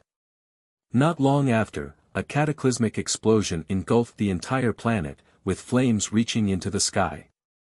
Amidst the ongoing chain of explosions, the dark planet floating above Planet Vegeta was ultimately shattered in a massive blast. Simultaneously on Planet Vegeta, the devices releasing Destron gas also self-destructed and disintegrated, as if someone had triggered a self-destruct mechanism. We did it. We won. As the Destron gas gradually dispersed from Planet Vegeta, the voices of cheering Saiyans erupted across the planet. A crisis that had swept across the entire world had come to an end. However, just as the entire planet sank into a sea of celebration, a figure stood on the edge of the Saiyan city's wilderness, silently observing everything with a cold smile on her lips. Dr. Lychee, I told you never to underestimate the Saiyans. But don't worry, they'll make good use of the Ghost Warriors creation program you left behind. One day, I will avenge you. With those words, the figure took a step forward and vanished completely from the planet. While a crisis endangering Planet Vegeta was resolved through Goku and others' efforts, on the other side, Lin Chen had been busy dealing with a continuous stream of history-disturbing events. The events themselves weren't too difficult to handle. What proved more troublesome was the system's habit of issuing bizarre chain missions that kept Lin Chen running ragged. For instance, in the previous mission, Lin Chen's target was to defeat the god of destruction, Beerus. Of course, this was a bit of an exaggeration. The system's goal for Lin Chen wasn't to defeat the already established god of destruction, Beerus, but rather to defeat Beerus before he became the god of destruction. At that time, the unseen hand behind history's disturbances had targeted Beerus of a parallel universe, attempting to make him die in battle before he became a god. Though Lin Chen corrected the history, he now had to face the challenges the system presented. In a one-on-one clash, he had to defeat a Beerus who was eligible to become a god but hadn't yet mastered the power of destruction. This battle proved to be the toughest Lin Chen had encountered in these years. Although that Beerus hadn't yet ascended to godhood, his strength still exceeded expectations. Lin Chen spent a year in this parallel universe, ultimately managing to narrowly defeat Beerus in a one-on-one battle through great difficulty. Fortunately, the reward for such a whimsical mission was good, allowing Lin Chen's power of destruction to receive another boost. Returning to the time nest, Lin Chen looked exhausted. Before he could even sit down, Supreme Kai of Time Kranoa tossed a scroll at him. Lin Chen, haste the next mission. Huh?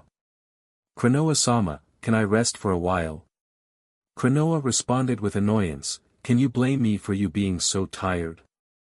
Who was it that finished the mission but still decided to compete with someone in that world?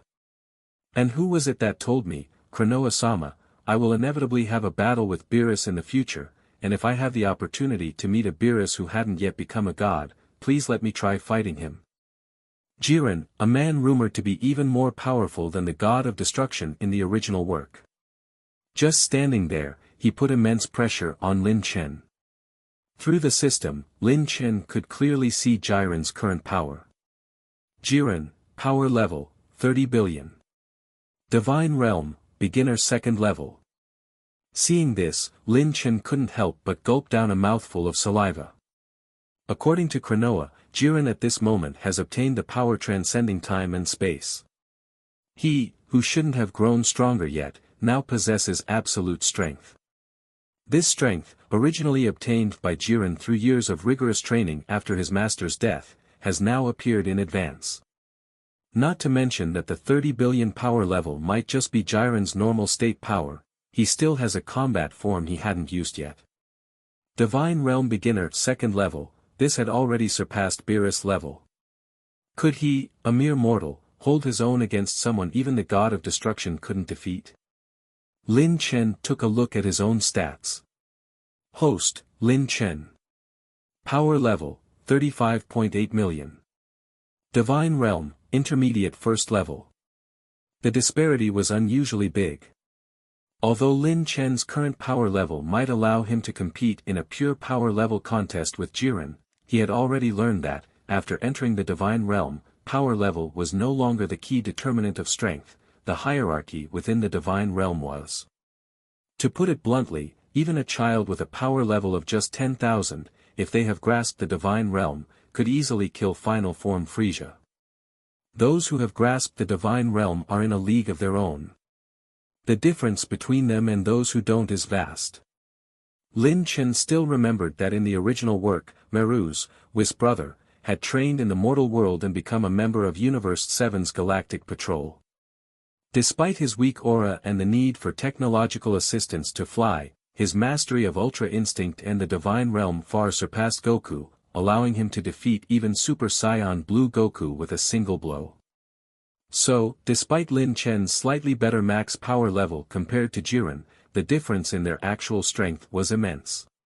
At this moment, Jiren had already walked up to Lin Chen and was scrutinizing him, his crimson eyes brimming with killing intent. Who are you? Why did you attack me just now? Lin Chen was still thinking of an excuse when he saw Jiren's eyes widen. His gaze fell upon the tail behind Lin Chen. You're just like that demon. Are you working together? Roar roar. Suddenly, an explosive power emanated from Jiren. Instead of dispersing in all directions, this power was controlled and enveloped his body, as if he had wrapped himself in a cloak of flames. In the next moment, Jiren ferociously swung his fist. Although this fist was at least a dozen meters away from Lin Chen, an invisible punch suddenly struck Lin Chen. Lin Chen couldn't block the overwhelming force and was sent flying. Whoosh! Jiren's figure flickered, achieving almost teleportation as he appeared behind Lin Chen in an instant. He raised his hand and punched again. But this time, Lin Chen also used instant transmission, putting some distance between himself and Jiren. However, before he could relax after dodging Jiren's near-fatal blow, Jiren raised his hand again, launching a powerful energy blast. Lin Chen raised his hands to block, but he realized that this energy blast, while unimpressive in appearance, was several times more powerful than his own explosive wave. Even in his current legendary Super Saiyan 2 form, he couldn't withstand it. There's no other choice. Lin Chen gritted his teeth, and his aura underwent a drastic change. Then, the next moment, Lin Chen's hair lengthened, and his originally yellow-green hair turned black. There was a deep, divine aura about him. This was Lin Chen's own Super Saiyan God, half-a-step black god form. In this form, Lin Chen's power level had already exceeded 15 billion. But this wasn't his limit. Super Kaioken. In the next moment, a fiery red aura surrounded Lin Chen, and his power level surpassed 30 billion, now exceeding that of Jiren. However, Jiren in the distance showed no fear. Instead, his gaze became even angrier, his fists clenched tightly. You look just as I thought. You're working with that demon. What? Before Lin Chen could react, Jiren suddenly raised both hands, and a massive energy sphere, comparable to Goku's spirit bomb, condensed between his palms. Whoosh! The enormous energy sphere rapidly shot toward Lin Chen. Even before it approached, Lin Chen could feel the terrifying power within it. Kamehame-ha. Lin Chen, unwilling to be outdone, immediately launched a counterattack. However, to his astonishment, his Kamehame-ha was swallowed up by the energy sphere, not even producing a splash. Lin Chen's power level was clearly better, this should not have happened. But soon, Lin Chen detected something peculiar. Within Jiren's energy sphere, he sensed the presence of the power of laws. No time to waste. Lin Chen's figure flickered, and he once again used instant transmission to try to escape. Seeing this, Jiren shook his head with a smile, and he waved his hand. The energy sphere changed direction in midair, suddenly flying towards a different direction and then exploding in midair. Boom! After the energy sphere detonated, it unleashed an extremely intense shockwave. The shockwave surprisingly contained power of laws. This power traversed space, directly knocking Lin Chen out of his instant transmission state. Lin Chen was greatly alarmed. Jiren! You're an accomplice of that demon. A sonic boom resounded as Jiren seized the opportunity when Lin Chen appeared to charge at him. Explosions of fists and kicks continued, and within moments, Lin Chen had taken several heavy blows and was almost on the verge of losing consciousness. Every battle was a life-and-death struggle. This was the combat philosophy Jiren had learned from his master. Coupled with his deep anger towards the one responsible for his master's death, Jiren showed no mercy. However, just seconds later, Lin Chen could hardly hold on any longer. At this point, Jiren voluntarily stopped. You are not my match. My target is your accomplice. I'll spare you for now.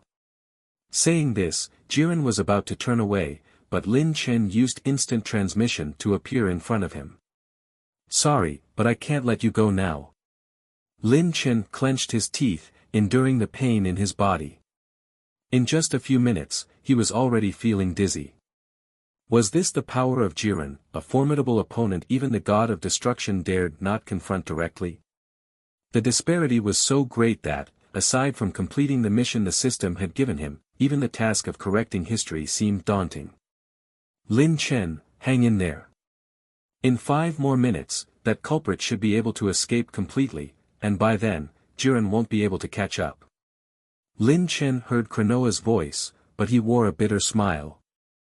Kranoa-sama, how long will Jiren's power last? Why are you asking?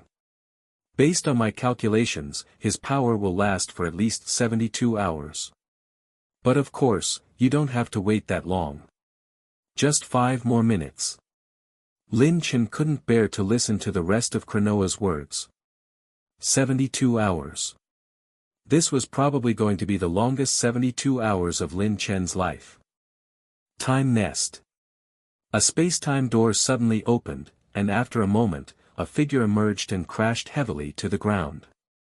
Kranoa, Supreme Kai of Time, immediately ran over and asked, "Lin Chen, how are you?" "You fool, what were you doing? You could have left already. Why did you wait until now?"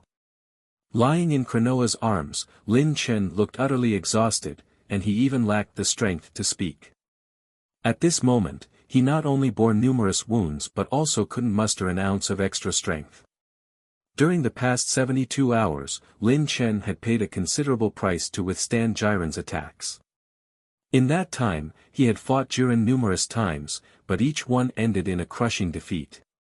He couldn't even hold out for more than 10 exchanges against Jiren. If it weren't for the fact that Lin Chen had a large supply of senzu beans in his possession, along with his power of creation to heal his body, and considering Jiren's principle of not taking life, he would likely have perished long ago.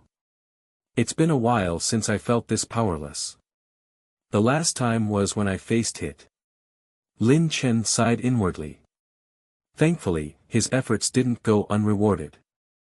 At least, in Lin Chen's system space, there was now an additional Ultra Instincts experience card. Maybe in the future, he might have a chance to grasp this technique, which was considered the most powerful in Dragon Ball. However, at this moment, Lin Chen suddenly sensed a faint feeling of his body breaking down. What was happening? Kranoa beside him also noticed something was amiss and exclaimed, "Oh no, Lin Chen, your body is about to collapse. What's going on? You fool, did you eat a lot of senzu beans earlier? Although they can repair your body, they continuously consume your life force. You've eaten too many senzu beans this time, and now the life force in your body is almost depleted. Damn! What should I do? You have the power of creation, right? Quickly use it to nourish your body. That's the only way to save yourself." Hearing that, Lin Chen didn't waste any time.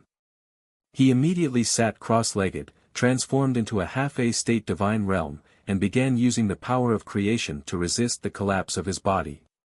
This was a lengthy process, and before he knew it, a year had passed. But Lin Chen's body had not stabilized yet. Subsequently, 1 year passed, then 2, 3. In the blink of an eye, another 5 years had passed. Finally, Lin Chen's condition began to improve. In fact, some good came out of this setback. Thanks to the influence of the power of creation, his body became much tougher than before. Before, due to his legendary Super Saiyan bloodline, Lin Chen already possessed a physique far surpassing that of an ordinary person. However, that kind of physique ultimately remained within the realm of mortals. But now, after this improvement from the power of creation, Lin Chen's body gradually began to step into the realm of the gods. Meanwhile, in Lin Chen's world, Universe 7. An unusual spaceship quietly approached Earth. "Babidi-sama, we are approaching Earth." On the bridge of the spaceship, a figure with an M-shaped mark on their forehead stood behind a shorter figure. This shorter figure was the evil wizard Babidi, whom Supreme Kai had been pursuing for a long time. As for the taller figure, it was Dabura, the king of the demon realm. Babidi had used various means to gain this powerful lackey for his journey to Earth. Dabura, is the ship's stealth system working for sure?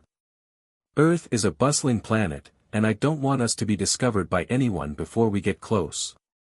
Don't worry, Babidi-sama. The stealth system is functioning correctly. No one will detect us. Very good. Once I release Majin Buu, I won't fear anyone anymore. However, at that moment, Babidi suddenly felt anxious. By the way, Dabura, have we received any recent information from our spy on Planet Vegeta? Has the Saiyan King appeared? No. He seems to have disappeared from the public eye for the past 10 years. Hearing this, Babidi flashed a relieved smile. His biggest fear while going to Earth to release Majin Buu's seal was encountering Lin Chen, the Saiyan King who had fought Golden Cell. Babidi had noticed the immense power they had displayed, making him wonder if even Majin Buu's resurrection might be enough to defeat Lin Chen. Fortunately, he later received information that Lin Chen had vanished without any traces since that battle, which gave him the courage to plan the release of Majin Buu. Seeing Babidi looking cautious, Dabura reassured him, "Babidi-sama, excuse my frankness, but you don't need to worry. Even without Majin Buu, with me, Dabura, by your side, you are already invincible. After all, I am the king of the demon realm. Even in the vast dark demon realm, aside from the missing Dark King Mechikabura, there are no stronger beings than me." Even after hearing this, Babidi did not lower his guard. After all, Dabura had joined him only in recent years, and he hadn't witnessed the battles of those powerful individuals back then. So, he naturally wouldn't know how many unrivaled experts still existed in the world. Never mind. We can discuss that later. Regardless, let's focus on resurrecting Majin Buu. Meanwhile, on Earth, 5 years had passed since the Tuffles revenge plot. During these 5 years, Earth had entered a period of prolonged peace. Even in the universe, there have been no major events. It seemed that an era of long-lasting peace was approaching. However, one day, Earth suddenly became lively because on this day, the long-awaited World Martial Arts Tournament was going to be held. Since the destruction of the Martial Arts Temple, which used to host the World Martial Arts Tournament more than a decade ago, Earth hadn't organized large-scale martial arts tournaments. But this time, the situation was different. After joining the Galactic Federation, Earth's perspective had expanded beyond what was depicted in the original work. Through interactions with other civilizations, Earth's inhabitants had gradually come to understand that in the universe, technology was not the ultimate power, martial arts were the key determinant of a civilization's strength. Especially the Saiyan martial arts tournament held on Planet Vegeta, which was now considered the most famous martial arts tournament in the entire universe. After hearing about it, Earth's super magnate Zeni visited Planet Vegeta to witness it firsthand. After experiencing its grandeur, he developed the idea of reorganizing a martial arts tournament on Earth. After careful preparations, with the sponsorship of Zeni, the new World Martial Arts Tournament was successfully organized on Earth. This tournament was open to all martial artists on Earth, and it even included special invitations to 4 Saiyan guests who had participated in the Saiyan Martial Arts Tournament. This grand event, which hadn't occurred on Earth for a long time, quickly captured the attention of the entire planet, even drawing the interest of the Z fighters. Really? Goku, are you guys participating too? On this day, at the registration site for the new World Martial Arts Tournament, Krillin's voice echoed. Upon hearing this, Goku, who was preparing to register with Goten and Gohan, turned around. Krillin. Yamcha, Tien Shinhan, Kaiotsu. It's been a long time. Are you here to participate in the tournament? Appearing in front of Goku family were his old friends and others. Compared to Goku's excitement, Krillin and the others had a bitter expression. Goku, are you really here to participate?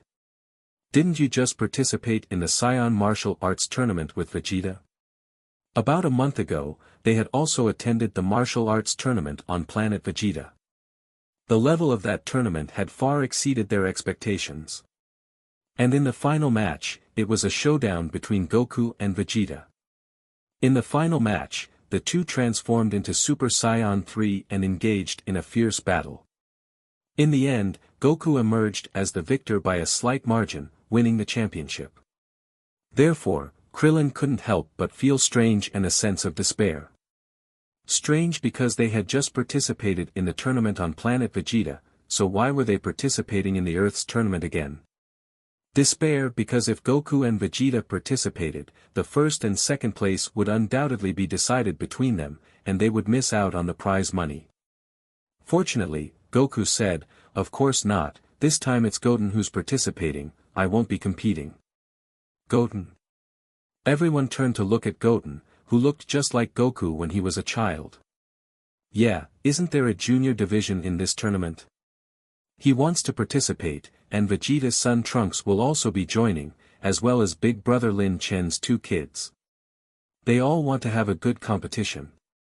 Upon hearing this, everyone breathed a sigh of relief. It turns out there was a junior division in this tournament. That's good. However, Krillin still looked at Gohan, who was standing beside him. By the way, what about Gohan? Oh, him. He's not participating either. He's afraid of being recognized by his classmates. Now, everyone was completely relieved. Goku suddenly looked at a black-haired beauty standing next to Krillin with a strange look in his eyes. Hey, Krillin, who is she? Her. She's Android 18. Android 18? How come she has black hair now? I didn't want people to mistake me for Miss Lazuli, so I changed my appearance, explained Android 18. Just like in the original work, this time Android 18 also planned to participate in the tournament for the prize money. After exchanging greetings, everyone soon ran into Vegeta family, as well as Han Asia, Lazuli, Tights, as well as the two brothers Lin Luo and Taro. Now, except for Lin Chen, everyone was here. They all gathered together and chatted, creating quite a lively scene. By the way, Goku, I heard that there are 4 Saiyans participating in the tournament this time. Do you know who they are? Krillin asked. Saiyans? Goku scratched his head. I don't know, Vegeta, do you? Vegeta sneered, Kakarot, among the people who have arrived, there's even your big brother Raditz. You didn't know that? Oh. So Raditz is here. No wonder he visited my home a few days ago. Achoo. In the VIP guest room of the martial arts tournament, Raditz suddenly sneezed for no apparent reason. The Saiyan next to him asked, Raditz, did you get sick? Impossible, my nose just itched a bit, Raditz chuckled. Another Saiyan asked, Raditz, I heard that Vegeta and Kakarot are on Earth. Do you think they'll participate in this tournament? Don't worry, I've already asked. Vegeta and Kakarot won't participate. Their sons, along with Prince Lin Luo and Taro, are in the junior division. The remaining Earthlings are no match for us Saiyans. One of us 4 will definitely be the champion. Raditz reassured. At this moment, the third Saiyan said, speaking of which, Raditz, that guy named Satan has come over several times. He wants us to go easy on him and let him win the championship, and hell give us the prize money. What do you think? Huh? Raditz smirked. We are proud Saiyans, do we need to engage in rigged matches with others? The championship is rightfully ours, so why give it to an Earthling? Upon hearing this, the other 3 burst into laughter. Soon, the registration process was completed. The junior division matches began first. In this World Martial Arts Tournament, in addition to inviting 4 Saiyans to participate, the most significant feature was the addition of a junior division. There were only 35 participants in the junior division, and their matches began first. Just like in the original work, Trunks and Goten dominated the tournament with ease, facing almost no worthy opponents. With Lin Luo, who had also registered, the 3 of them completely dominated the tournament. There was just one odd thing that puzzled everyone. Taro, who should have also registered, mysteriously disappeared and forfeited. Therefore, the final match came down to Trunks and Lin Luo, who was slightly older than Trunks, easily won the tournament. Although Trunks only got the runner-up spot, Vegeta was still happy. Ha ha ha. Kakarot, it seems my son is stronger than yours. Goku could only smile helplessly. Lin Luo, where's Taro? On the other side, Han Asia, who had come to watch the matches, anxiously questioned Lin Luo. Lin Luo looked puzzled. Mom, Han Asia, I don't know either. Taro was here before the matches started, and then he just disappeared in the blink of an eye. Taro's whereabouts remained a mystery until the adult division matches began. Because when the official announced the final 16 participants of the adult division, everyone was shocked to discover that Taro was among them. His registration photo showed him in his legendary Super Saiyan form. Legendary Super Saiyan transformation made him appear taller and more imposing. Taro, who was just barely eligible for the adult division, now looked like an adult, and no one would easily mistake him for a child. Seeing Taro on the final participant list, Krillin and others, who had hoped for prize money, felt despair. Krillin couldn't help but glance at his wife, 18, good luck. You're probably the only one who can defeat Taro. Okay, 18 nodded. At this moment, Goku suddenly noticed two unfamiliar names on the list and asked, Krillin, who are Shin and Kibito? Which ones? Those two. Goku pointed to the two individuals, one tall and one short, but to his surprise, the contestants he had just mentioned as Shin and Kibito were actually approaching them. What was even more unexpected was that Piccolo, who they hadn't seen before, was accompanying them. Piccolo, why are you here? And who are these two? As Goku pointed towards the two individuals standing beside Piccolo, Piccolo's expression turned anxious, and he hurriedly knocked Goku's hand away. Goku, watch what you are doing. These two are no ordinary people. Are they aliens? I think so too. Krillin and Yamcha chimed in from the side. You fools. This is none other than Supreme Kai-sama, a god above even King Kai. Piccolo introduced with deep respect. Due to the fusion with the former old Kami, Piccolo didn't have any resistance and instinctively felt a reverence for such gods, but Goku and the others were different. Hearing Piccolo's words, Goku tilted his head and asked, Supreme Kai? So, Supreme Kai-sama, who's stronger, you or the god of destruction? Goku knew that one of the targets he and Vegeta were chasing, Broly, had reportedly gone to train with the god of destruction. Since this Supreme Kai appeared to be on a similar level, Goku hoped to gather information about Broly. However, Goku was unaware that the East Supreme Kai Shin, as a young Supreme Kai, had not received the complete Supreme Kai inheritance and had no knowledge of the God of Destruction's existence. God of Destruction? What's that? Shin looked puzzled as he turned to Kibito, who also wore an equally bewildered expression and shook his head. Huh? You don't know about the God of Destruction? Piccolo, could they be imposters?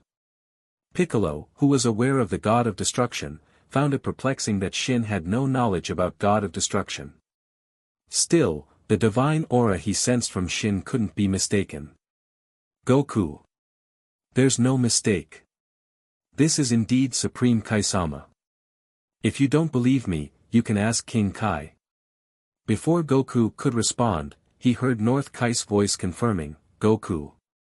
That's right, this is a genuine Supreme Kai-sama. Although I'm seeing him for the first time, his divine aura is unmistakable. Alright, since you're Supreme Kai, can you tell us, what brings you here? At this point, Vegeta and the others, upon hearing that a Supreme Kai had arrived, gathered around curiously, akin to watching a monkey show. Even Kibito, who held a low opinion of mortals, dared not say anything foolish at this moment. Although Lin Chen wasn't here, he and Supreme Kai Shin were well aware of the strength of these individuals. Especially Goku and Vegeta, they had watched the recent Saiyan martial arts tournament and were aware that their strength was no less impressive than that of Majin Buu, leaving a deep impression on Shin and Kibito. Furthermore, they had come here specifically because of these two. Hello, Mr. Goku, Mr. Vegeta, and everyone else. I am Supreme Kai Shin, and this is my attendant, Kibito. After a brief introduction, Supreme Kai began explaining the situation concerning Majin Buu and the wizard Babidi.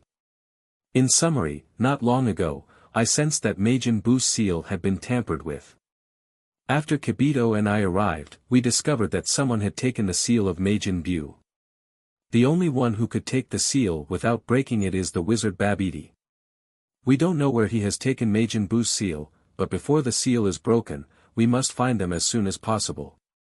Both Kibito and I know that you all possess great strength. Babidi has been recruiting many strong individuals in recent years.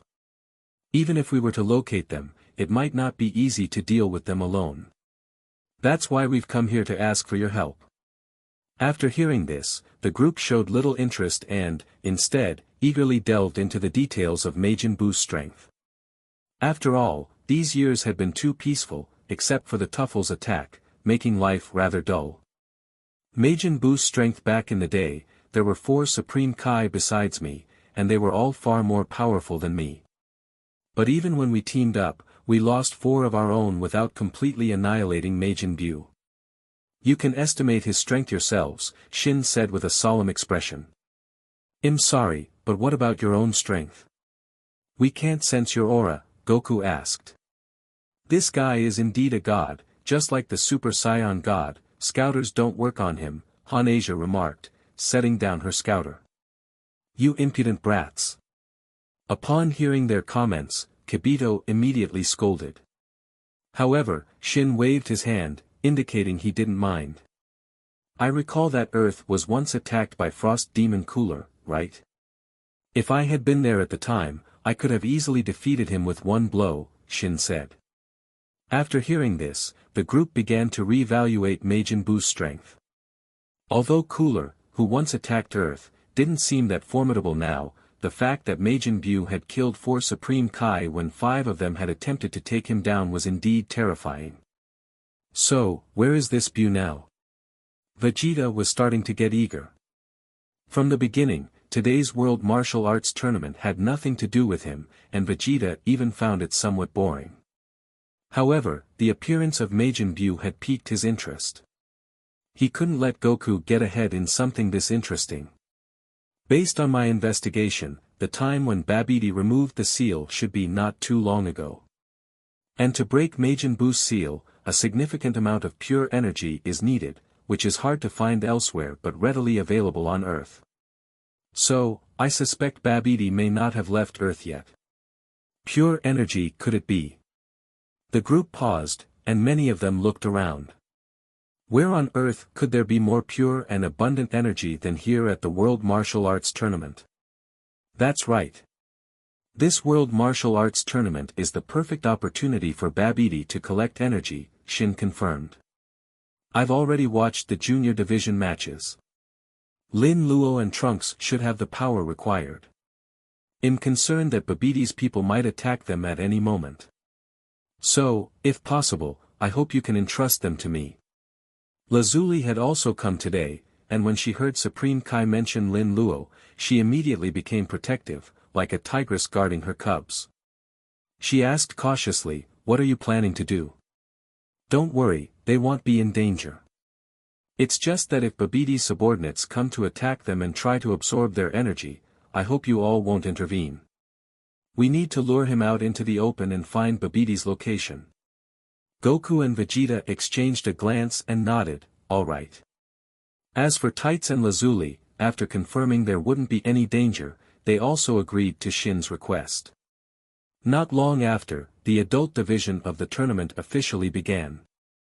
Because there were 4 Saiyan contestants from Planet Vegeta added, this time the lineup for the World Martial Arts Tournament was quite different from the original work. In the first match, Krillin faced off against one of the Saiyan contestants. In about 10 minutes, Krillin managed to defeat his opponent easily. Although the organizers of this tournament specially invited 4 Saiyans from Planet Vegeta, the true powerhouses wouldn't bother coming to Earth for a tournament like this. Furthermore, the news of Goku and Vegeta, the champions and runners-up of the last Saiyan martial arts tournament, living on Earth had already spread across Planet Vegeta. Therefore, among the 4 Saiyans who came this time, only Raditz had some decent strength, while the others had power level of just a few 100,000. This level of strength might be sufficient against others, but when facing Z fighters like Krillin, it was far from enough. After the first match concluded, the audience erupted in cheers, applauding Krillin, who represented the Earthlings, for winning the first round. As for Raditz and the others, they looked embarrassed, especially when they felt Vegeta's gaze turning their way. Raditz was sweating and regretting why he had agreed to participate in this tournament in the first place. This was quite embarrassing. Besides the unlucky 4 Saiyans, there was someone in the audience who was sweating profusely. In the special rest area of the tournament venue, Mr. Satan, who was participating as a seeded contestant and would directly enter the finals, was sweating buckets. Next to him, Zenny, the organizer of this tournament, laughed heartily and said, "Ha ha ha, so there are other strong fighters on Earth besides Mr. Satan." Ha ha ha, indeed, Mr. Satan responded with a hearty laugh. But in reality, Mr. Satan's back was soaked with sweat.